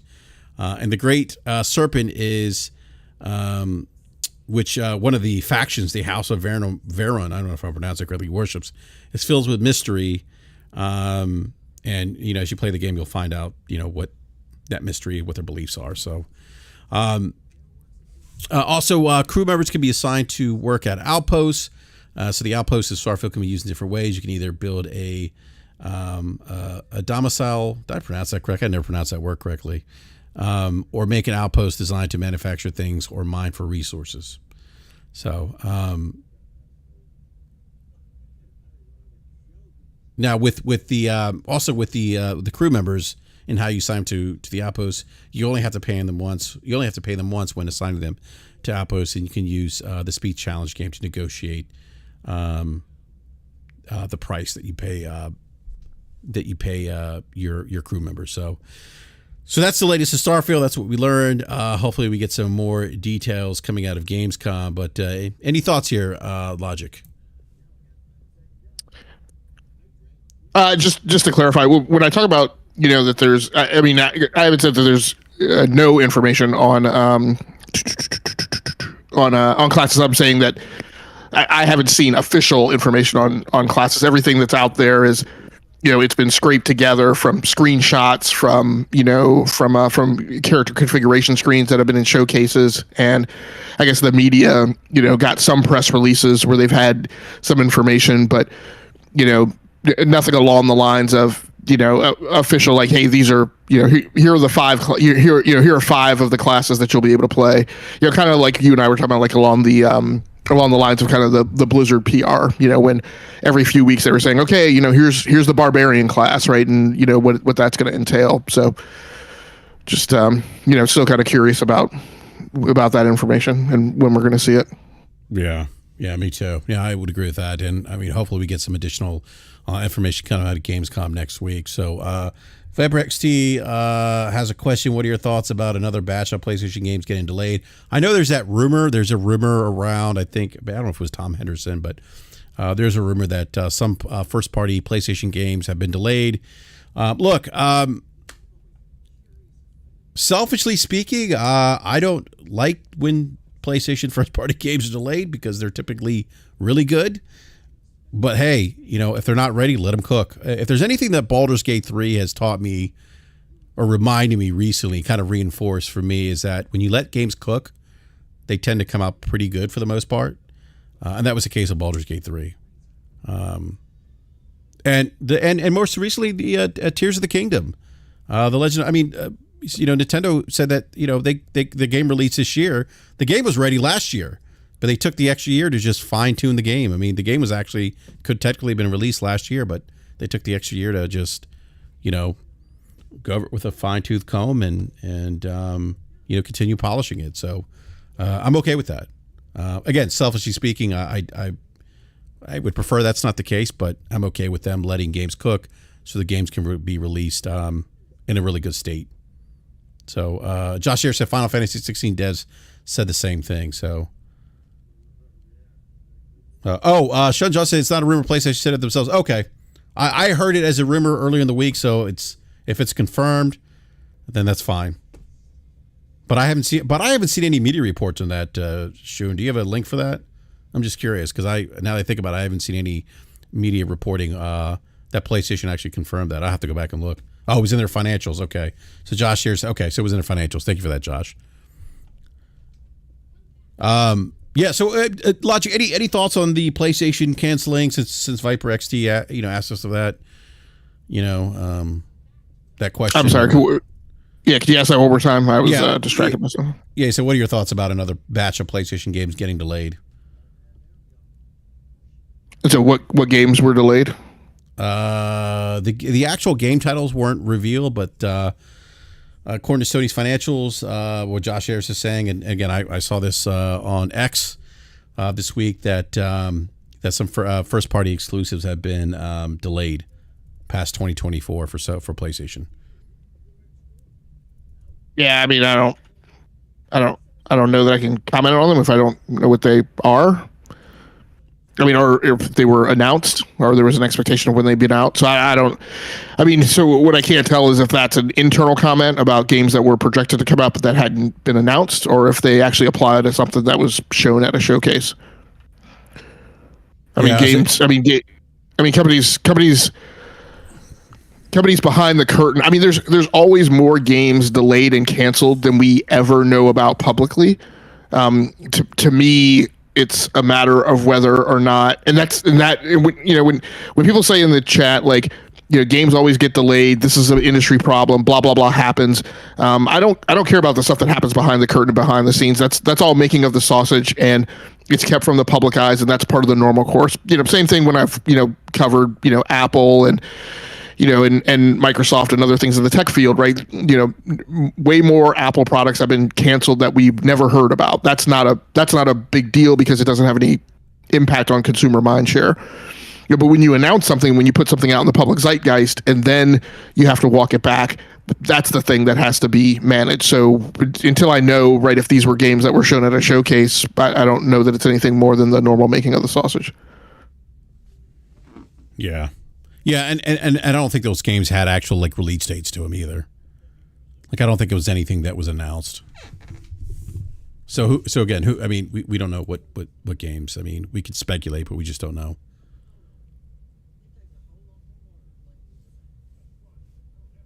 All right, I think I missed a super chat here. Did I miss a super chat? Oh, geez, I hope I didn't miss a super chat. Excuse me, losing my voice a little bit here. Yobo1245, the $5 super chat, says, I wish Microsoft would put as much effort into their games as their controllers. All right, thank you for that super chat. So that's all the Starfield news, Hamp. Any other thoughts on Starfield? No, I mean, it was, again, going back to people saying that we're concern trolling, but, you and I talked earlier in the week how, it's literally, I mean, and this is the way things unfold and the reason the barometer shifts, right? But up until today, when literally a lot of this stuff spilled out, confirmation that, Starfield had gone gold, the additional information that was put out,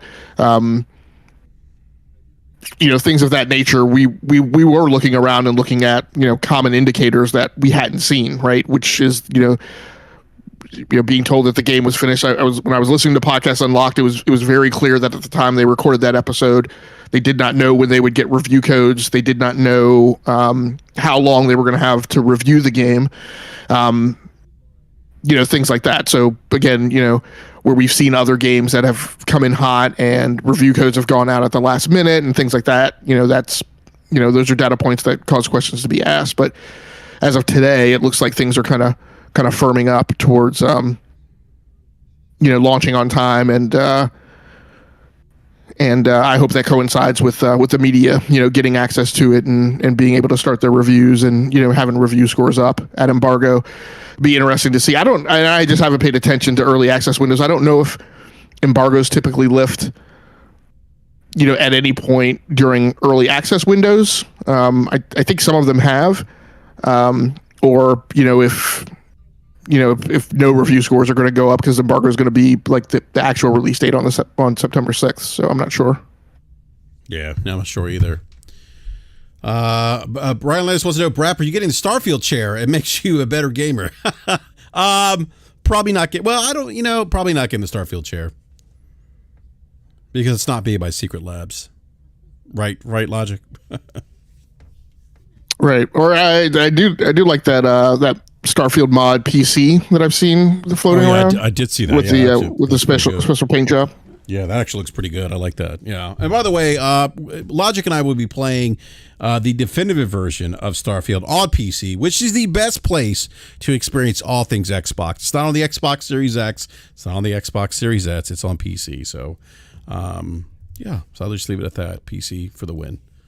I'm joking. Yeah, so the nearest thing I'm able to find about the PlayStation delays is Sony has delayed a bunch of PlayStation first-party titles for the current fiscal year, as stated in the company's latest Q1 FY23 financial report. The amount and the exact affected games are unclear. The conglomerate was hit by a negative impact of changes in launch dates of a portion of first-party titles to its operating income forecast. PS5 hardware has also suffered deterioration. We expect these delayed projects to release sometime in mid-next year or early 2025. Delayed titles likely include Fair Game, The Last of Us multiplayer project, and Helldivers 2. So, I mean, again, this is all speculation. They're guessing at the games. So number one, I think, some of these might be games that we already know have been delayed, including like Last of Us multiplayer. So I just it's hard to tell whether or not this is a big deal or a nothing burger. I mean, the thing that I'll say is what it seems like Sony has done is, if they are having problems getting games out of first party, they seem to have supplemented that, right, with other deals that they've made and choices that developers are making on their own.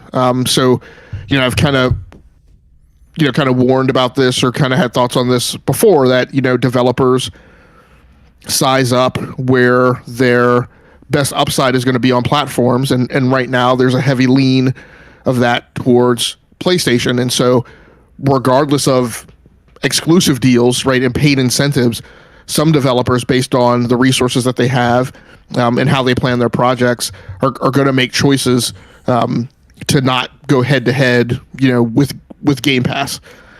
And so, we see that with Baldur's Gate 3. We see that with companies that, are making other choices to deploy their games or not deploy their games on Xbox. So, whether or not this has an impact, to me, it's a matter of what the total portfolio outlook is for PlayStation 5 over the next year, which hopefully we'll start getting some indications of as we head into the end of the year, early next year. I'm not sure.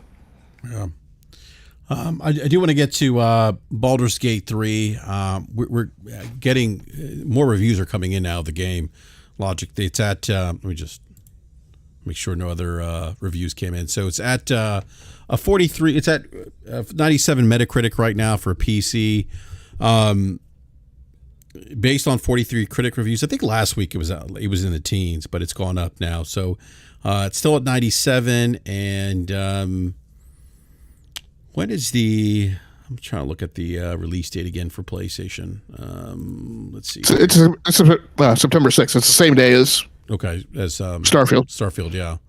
So and Starfield goes early access on September 1, and Baldur's Gate 3 goes early access on PlayStation on September 3rd. Gotcha. Yeah. So, look, I've been playing, as you know, because I think I tell you every day, I've been playing a lot of Baldur's Gate 3. I'm about 30 hours into the game, and I am loving it. I will say this, though, Logic, and you and I had this conversation. I don't think this is very much an old school PC RPG. It uses it's a Dungeons and Dragons rule based RPG. There's a lot of stuff to learn in this game. There's certainly it requires a level of attention to detail because your characters, as they level up, will gain different powers, and you need to figure out what powers you want to equip, how you want to approach different combat situations. There's choices. I mean, it's a deep RPG game, and I think if you could stick it out, it's a rewarding experience. But I get the feeling, though, Logic, that I think this is going to be one of those games that either you really love it or you hate it. And I don't know. Again, I because it's what I would consider a more traditional, PC RPG in the veins of Dungeons and Dragons. I don't know if this game is going to really, if people in the console space are really going to enjoy this game. Yeah, I feel like I've seen split indicators. I've seen. I've seen some people who are, some people in the Wisconsin, the PlayStation camp, who are treating, they've actually used the label, but are treating this like an exclusive, and like we've talked about other games, right? They're gonna flock to it like moths to a flame, simply because it's something on PlayStation and not on Xbox, and from a certain percentage of that camp, there's going to be, positives about the game. Just like there are often, in my opinion, kind of disingenuous positives about indie games that show up in Game Pass simply because there's an effort to kind of pump that signal. Sometimes that's genuine. Sometimes it's a bit overblown for what the level of game is. But I've also seen, weirdly, this discussion. And I don't know if this is because it's an effort to like protect PlayStation first party prestige, but it seems like there's been this effort to kind of bulldoze and flatten the projected goodness of Baldur's Gate, and a suggestion that the review scores are so high because it's a bunch of PC master race people reviewing the game, and that it's going to tank when it hits PlayStation. And I mean that's coming from people in the PlayStation camp. So I mean, much like Diablo, my quite honest expectation is that you're going to get a bunch of people who this game is not for, flocking to it for the wrong reasons, who aren't going to follow the advice that I've given several times, very loudly, like go watch gameplay, don't watch the trailer, don't watch a developer, right, playing the game. Go watch an actual regular Joe human being play the game in their natural state. People are going to watch big live streamers, and that's fine. But big live streamers are often trying to put on a show. I don't know that that's going to give you a genuine feel for what the game is really like. Just go watch somebody just playing the game, and for more than 5 minutes to get a sense of it. By the way, there's a Baldur's Gate 3 Let's Play over up on my YouTube channel, Rounding Off Infinity. So if you're looking for what I'm kind of trying to talk about, please go check that out. Like and subscribe while you're over there. Shameless plug. But yeah, I mean, just my personal feeling is the game is asking for a big investment, not by dollars, but for your time. This is one to kind of make sure that you know what you're getting into, even more so than Diablo 4. And same thing, we saw a lot of people flocking to Diablo 4, who in my personal belief had, quite honestly, no business being over there. But and then expressed not outrage, but a little bit of, I don't know, belly aching that it was partially their own fault for not being clear what they were getting into.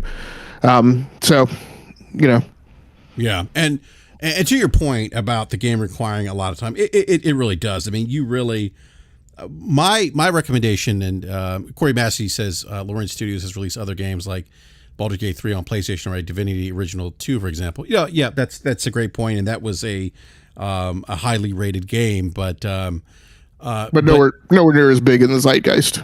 Yeah, that's what I was just about to say. It doesn't have anywhere near the zeitgeist of Baldur's Gate 3, and so what I'm think could happen, and we saw this happen with I almost said with Bloodborne, but not Bloodborne, with Elden Ring, is that the zeitgeist is so big right now for this game that I'm wondering if people are going to jump in this game. And I should say, I think you'll see some people jump into this game because of the zeitgeist and the FOMO, and not really know what they're getting themselves into. And I would encourage people. I do take issue with people who say, "Oh, I don't need a review." I think reviews are helpful. I'm not completely dismissive of them, but I think reviews can give you a perspective of somebody's experience playing the game. I would encourage someone to read the reviews, but also do what you mentioned, Logic. Watch some of the Let's Plays of Baldur's Gate 3, because it is a game that's going to be very demanding of your time. I can tell you that for me, it started off slow. I was kind of iffy, like, I don't know if I'm going to stick around. And then as you start progressing, you start learning and kind of diving into your character skill tree, and you start leveling up, which is really, when you level up, it really opens up your combat choices, how you can approach combat, and the different abilities that you can load in and out with your character. And then you start meeting other characters, and so you can really have the option of selecting different characters within your camp to go along with you, and you can kind of toy around with that. But it's definitely an in-depth game. Like, there is a lot to a lot to learn here. I mean, there's I would say, if you're unfamiliar with a game with Larian Studios games, or a D&D type of RPG, do some reading first. Watch these Let's Plays, because I'm trying to be careful how much I share of the game. I don't want to spoil anything for anyone, but it's a lot to swallow. Like, you're going to be looking at, and I find myself doing this, I'm constantly tinkering with loadouts and looking at different weapon types, and seeing what perks that certain weapons give my characters, or what roles I can get. And some people, some people may not be used to that, or may not, have the patience to pay attention to those things, and you have to, because they're important to how you approach combat in the game, and how you arm your character. I think the one thing that I've noticed is with certain and Logic, I think you are playing this game, correct? Yeah, and I'm not entirely synced up with that perspective. Like, I think you can do that. I also think there are thresholds and levels to, like I will swap weapons and loadouts around, but typically only one deep. Like, meaning, I go into my inventory, I sort my inventory by value, and then I kind of scan the top two rows and quickly compare to see if there's any get in swapping out a weapon, or there's any get in swapping out my armor. Yeah. Like I don't go exhaustively. Now in Diablo 4, I do a lot of exhaustive inventory management, but in Baldur's Gate 3, I don't feel like you have to. You do have to. And my eyes are probably a little trained from having played these games a little bit. If you're new to the game, you do have to pay attention to some things, like make sure you don't arm a weapon or an armor to a character that limits their skills, or that they're not proficient in. And that warning message is kind of very small on the screen. Small. I mean, again, I'm trained to kind of scan for a lot of that stuff on the screen, but I almost missed it. Right? It's like, oh wait, the cleric, what is it? One of the other party members of mine is a cleric, and the other one is, I can't remember what his class is, but it was like, oh, he's not skilled in this armor type, so he can't arm this weapon or that weapon. But Shadowheart or whatever is a cleric, and so she can. So you kind of have to pay attention to stuff like that. I think the big thing that I think will be abrupt to console players coming to it is, you're not going to be in a sword fight like every 5 minutes. Well, that was like that's. Yeah, that was kind of, that's why I asked you if you play the game, because I was going to lead to that there's a lot of dialogue choices. They are what I perceived as There are choices that seem like obvious moral choices, which I won't get into, which are kind of interesting. But you're right. It's not this. If you're looking for this, consistent action, that's not this. At least from what I played so far. I'm sorry. There's a lot of exploration, and the game. I'm sorry. The game does reward you for kind of going off the beaten path and exploring. There's certainly a lot of variety, and I think the other thing I'll say too. And I'm sorry, Logic. I'll get back to your point here. The other thing that I would say is the one thing that I've come to appreciate about this open world game is that it doesn't seem like an open world game for the sake of being an open world game. There's a lot of variety in terms of NPCs. The engagements that I've had with different NPCs, combat engagements, have been different. And that's been refreshing for me. But go ahead, man. No, those are all good points. I think the two things that kind of stick out to me that are kind of knocks against the game are, as familiar as I am with this type of game, like I'm pretty well bamboozled by a lot of the spells. Like I probably just need to like quickly look up like how are the spells color coded. Like, but spells that are AOE spells. There are some that they're AOE based on you selecting a target, and then they impact everyone in a range around them. But then there are some AOE spells that I know that I have that like they're not targetable. So no matter where you click on the screen, the spell actually is cast on you and then impacts people in an AoE around you. And there's not any notes on the screen or anything that kind of like the descriptions of the spells are really weak in my opinion. And I'm probably just going to have to go off and Google and spend some time looking some of those things up. Logic, by the way, I agree with you because there's some spells where the description seems a little vague to me. Yep. And I'm like, what does this mean? Like there was one where, I forget what it is. I just came across it last night and I'm drawing a blank. You're right about the AoE spells because they're ones where it depending on, and this is the other thing, the environments impact how you play the game, especially when you're engaged in combat. That's another lesson I learned. Like I used an AoE spell and I wasn't necessarily paying attention to that I was like somewhat, it was like on a decline, and what ended up happening is when I hit the spell, it just went into the ground, disappeared, and it never made its way up. So I don't know if you've noticed that, but like I'm like, oh my god, so frustrated because in other games like where you just lock on, like the terrain is going to impact the direction of the spell or the attack, and that's happened to me in this game. I've also noticed with AoE, those big blast attacks, those spells, you need to be careful because you can actually knock your own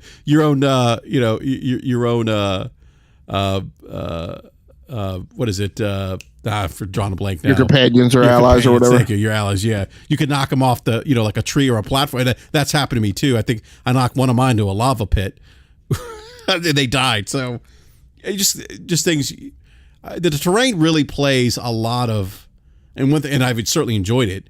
Really, really plays to how you strategize your attacks in your companion movements. And there's ways to climb up ladders. You can climb up. You can move your certain companions up trees to hit from using if they're proficient with a bow and arrow. You can position them in a way where they're sitting up high and they have the advantage. And that's the other thing too. Like you'll see like the advantages that you have based on your players or your companion's location on a map. So, but I'm sorry. Go ahead, man.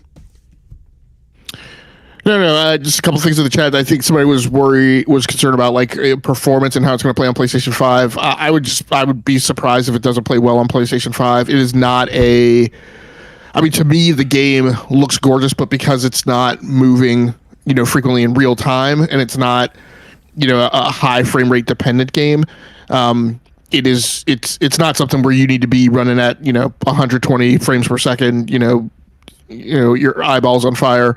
It would surprise me if the PlayStation doesn't handle it well. On PC, I've played it on Linux with FSR 1.0 because they haven't implemented FSR 2.2 yet, and I get 120 frames per second consistently on that box, and then I've played it on PC with 3070 Ti, and I see low 90s to just above 120 frames per second. So I would suspect that the PlayStation would be, and I'm playing at 2560 by 1440 p resolution in both of those places. So I think the PlayStation should be fine.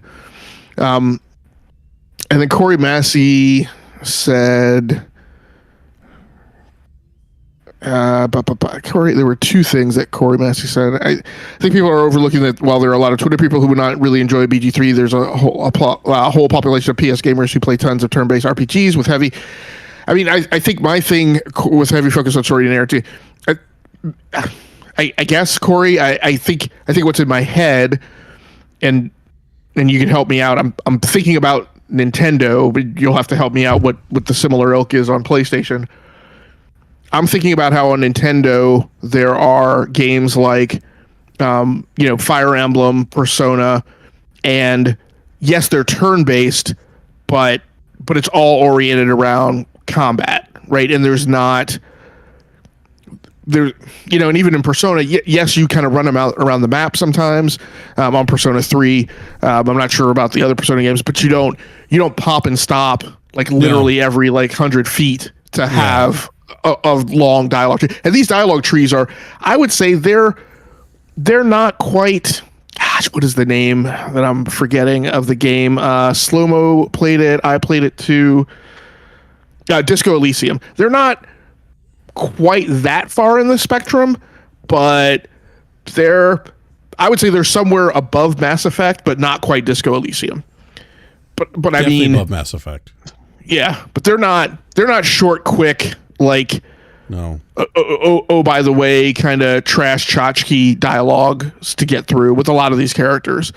If you can choose to hit them and just hit leave the conversation, right? But if you're really digging into that meat of the game, there's going to be a lot of it. Yeah, absolutely. Yeah. And I would say too, unlike a Persona 5, which I love, one of my favorite games, even when you're in combat, you're not fixed to a particular position like you are in Persona 5. Or when you no. In playing Final Fantasy 16, you are kind of when you're fixed to a particular area. Yeah, you do move when you're in some of the icon battles kind of reminded me of the early God of War battles when one particular icon battle reminded me when Kratos is making his way up Gaia and taking out all the enemy NPCs, but yeah, it's not stationary. The combat's not stationary. It actually makes you think. There is a lot of creative, I think, or a lot of problem solving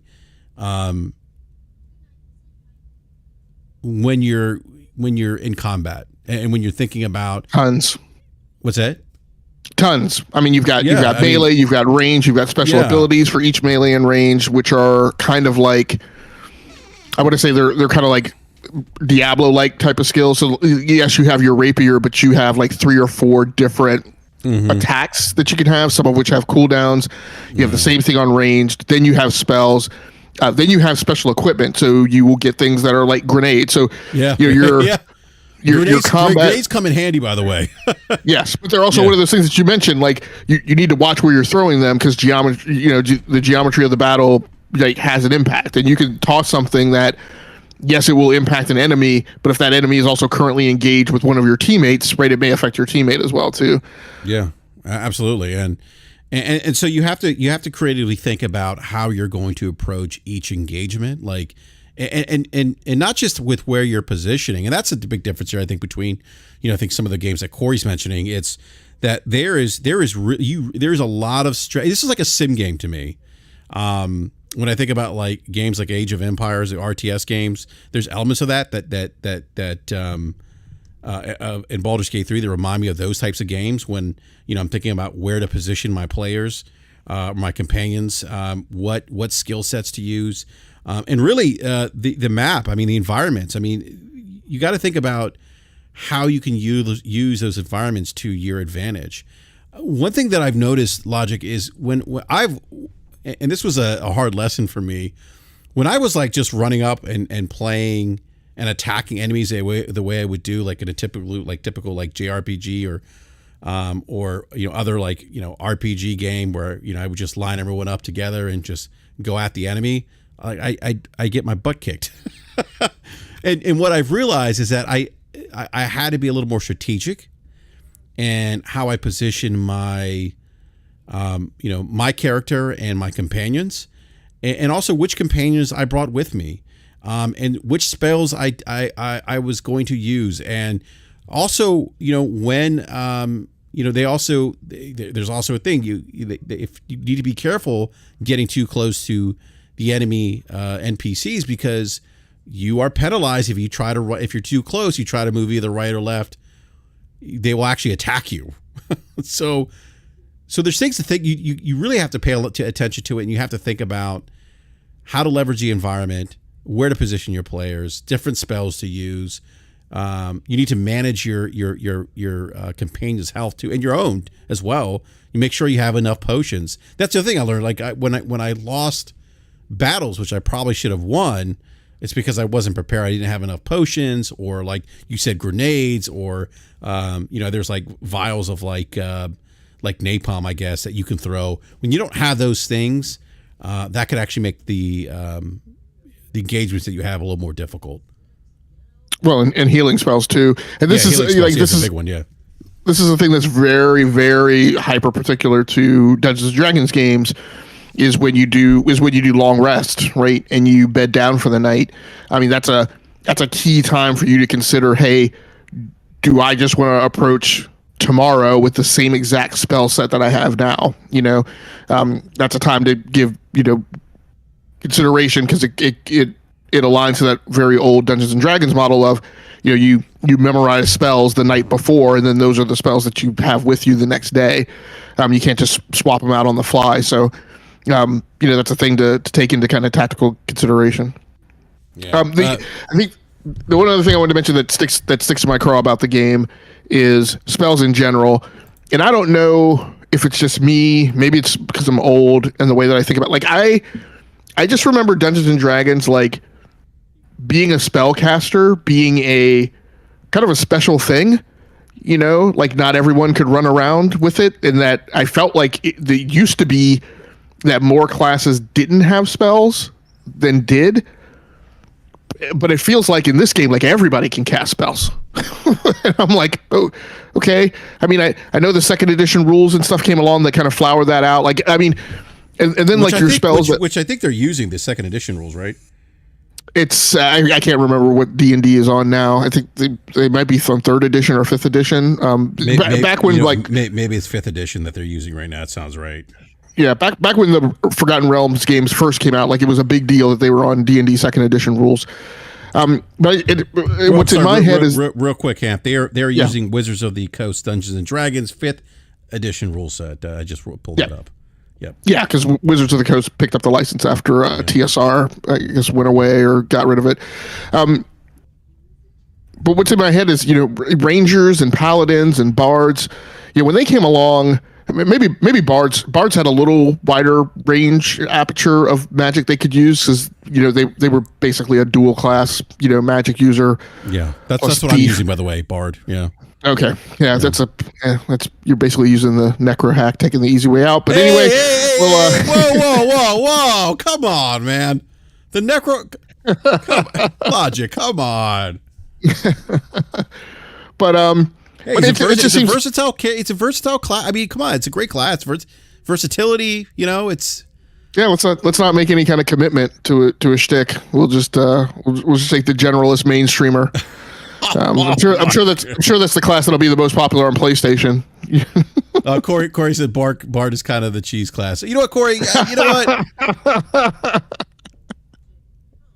I like the Bard class because of its versatility. No, and when I used to play pen and paper D&D, that used to be like one of my favorite classes. Yeah. But it just seems like I would use the bar class, and God, what's the other one? Oh shit, there was another one that I used. I can't remember now. I'm sorry. Go ahead.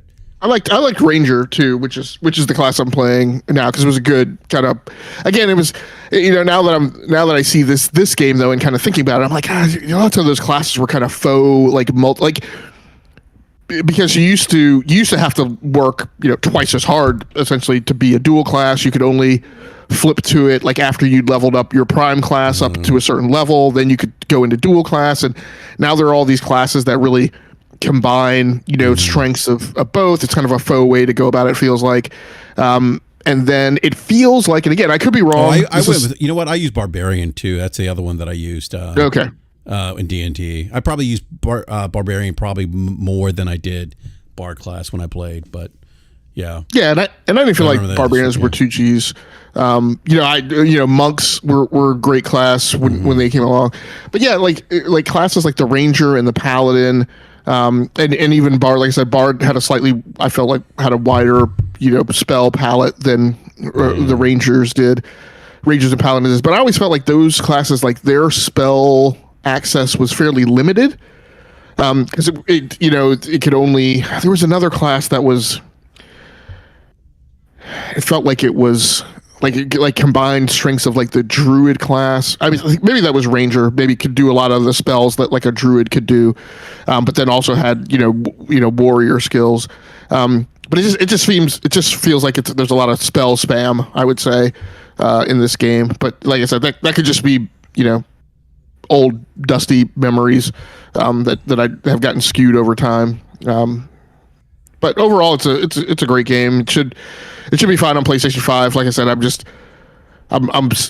it's split on my outlook of whether or not it's going to get. I mean, a ton of people are going to buy it because they've pre-ordered it. It's just a matter of whether or not a ton of people are going to stick with it, and kind of keep it in the zeitgeist, until Spider-Man comes out. Yeah. Corey says Paladins for the win. Yeah, I don't disagree with that. I mean, the Paladins were. I forget the Paladins class. They combine the spell casting similar to a cleric, and then again they have war. So as Paladins were like dual class warriors and are fighters and spell casting and stuff, and clerics, right. And then Rangers were like dual class druids and fighters. Gotcha. Okay. Yeah. Okay. Yeah, and the other thing too is you're right. Like each class has, in this game, it lays out which each class character is proficient in. Which you talked about, like the armor, like when you load certain armor sets. Like for me, like my Bard, I can't wear like heavy armor sets because it just doesn't work.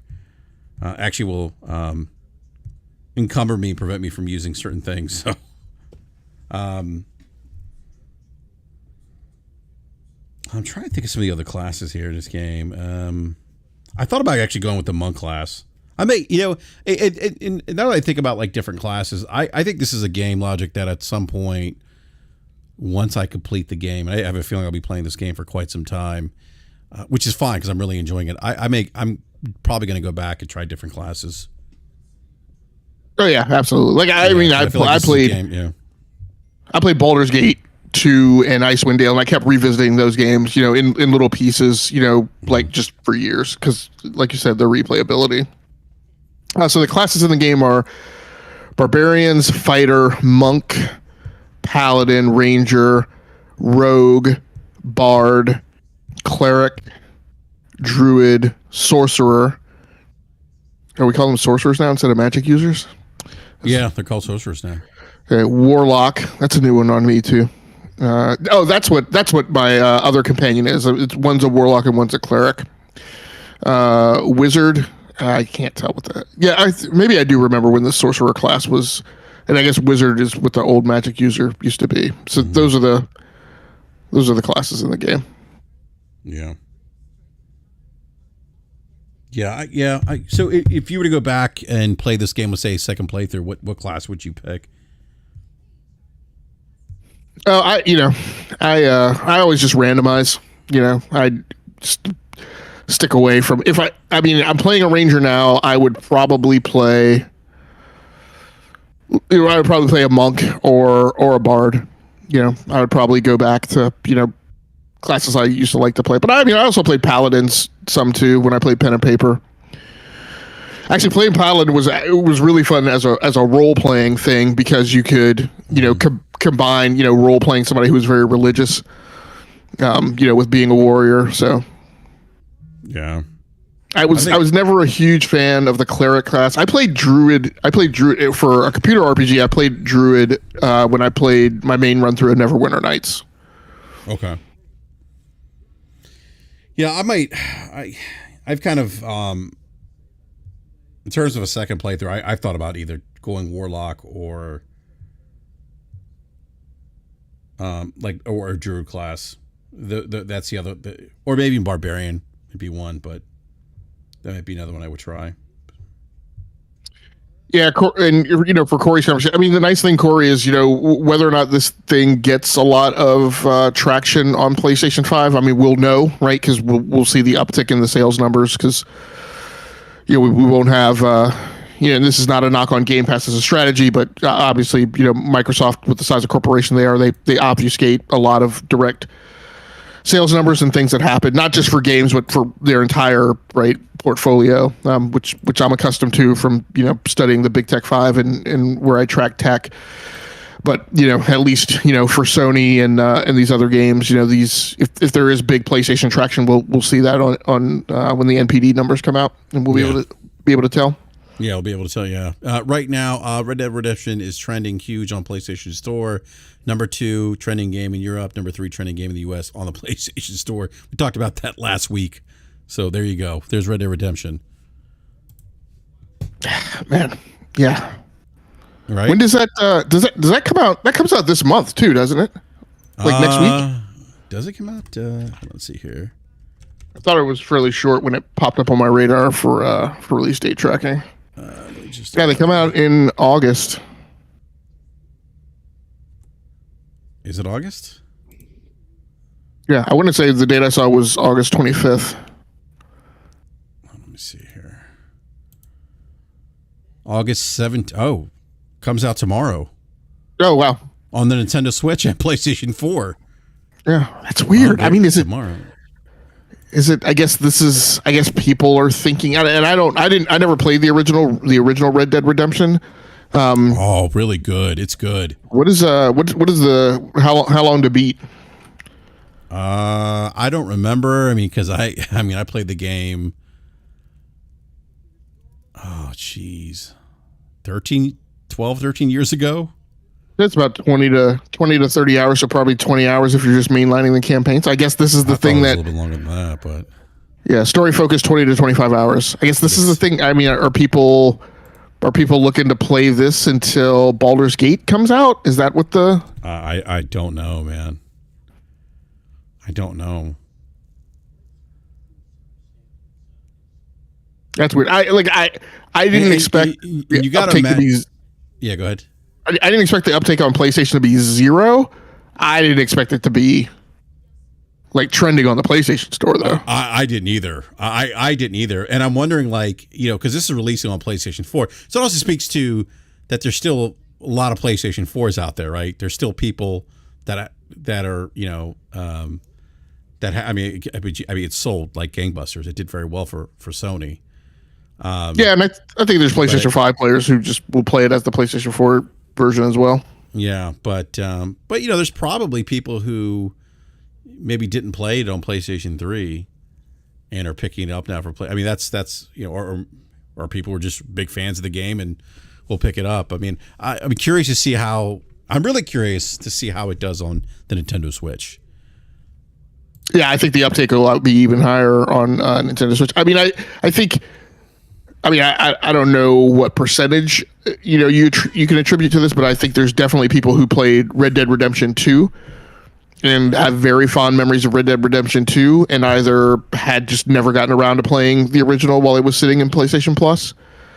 Who have some interest in this game. But I believe it'll do fairly well on Nintendo Switch, for people who still like using that platform to play PC ports and value having something like this in portable format. Yeah, I'm actually and it's not on PC, so right, even for the 2.2 million or so Steam Decks that are out there. There's no way to get to it other than if you're using emulation. Yeah, actually, I might because I'm flying out. By the way, no BRAP next Wednesday because I'm heading out of town for work. But I actually may buy Red Dead Redemption for the Switch and just play it on the plane right down to Florida. So at least I get a few hours in of gameplay. Well, what would be a good mix is that with Tears of the Kingdom, just for your short trip. Yeah, I mean I could do that. I mean I'm at the end of Tears of the Kingdom, so I could certainly wrap up Tears of the Kingdom. I think I actually might end up doing that. Just bring my my charger, and then I do need to get a case for my Nintendo Switch, so I could put it in the case. But really, yeah. Just for the one more year that you're going to be playing it. Yeah. I mean, cases aren't expensive, but yeah. Yeah, they're not expensive. I mean, I can go to Walmart. They send they sell high quality stuff there. Yeah. Yeah. So, all right. So that's Baldur's Gate 3. Yeah, I'm again. I haven't been able to put this game down. It's one of the best games I've played in quite some time. So kudos to Laureate Studios. This is probably, depending on how Starfield goes, and Spider-Man is probably going to be this is my favorite game of the year so far. And that's coming off of playing Tears of the Kingdom. So, but yeah. All right, we're going to go ahead and wrap up the show. I want to give a big shout out and big thank you to everyone in the live chat. Thank you so much for joining us this evening. Really appreciate the support as always. Please do me a favor, smash that like button if you haven't done so. Subscribe, hit the bell notification so you're alerted when we go live. And Query Master says, I got a trip coming up, Sony, where's my Q light? But yeah, thank you everyone again for the support. Really appreciate it. And Logic, thank you again. Always a pleasure discussing video games with you. If you want to be found, please let everyone know where they can find you. Yeah, you can catch me on the Enough to Keep Going Weekly Games podcast over on the E2KG Network podcasting channel on YouTube. And you can also head over to Rounding Off Infinity, my video game channel on YouTube if you want to check out Let's Plays, live streams, clips, and other gaming content. Usually what I try and do with that channel is post gameplay of stuff up there that I don't necessarily know that people will see, or like I said, talked about it on Baldur's Gate, right? Things where there's content out there, but it's like the devs playing it, or somebody doing a speed run. So I try and put things up on the channel that are just like a normal human being playing a video game, right? Yeah, exactly. So that content is out there for people to get a real feel for how some of these games play. Yeah, that's a great point. So again, just a quick reminder: no BRAP next Wednesday, as I'm out of town for work. But I'll probably do a BRAP rant probably this weekend, I'm thinking, or maybe Friday before Crossfire. But I'll keep everyone posted because I do want to discuss what's going on with Linus Tech Tips. I didn't get a chance to talk about that tonight, so I'll probably talk about that during this week's BRAP rant. But everyone, thank you again. Have a great rest of the week. Enjoy playing video games because that's what it's about. It's about having fun and enjoyment. And we'll catch you not this Wednesday, but the following Wednesday on BRAP. So thank you, everyone. We'll catch you next time.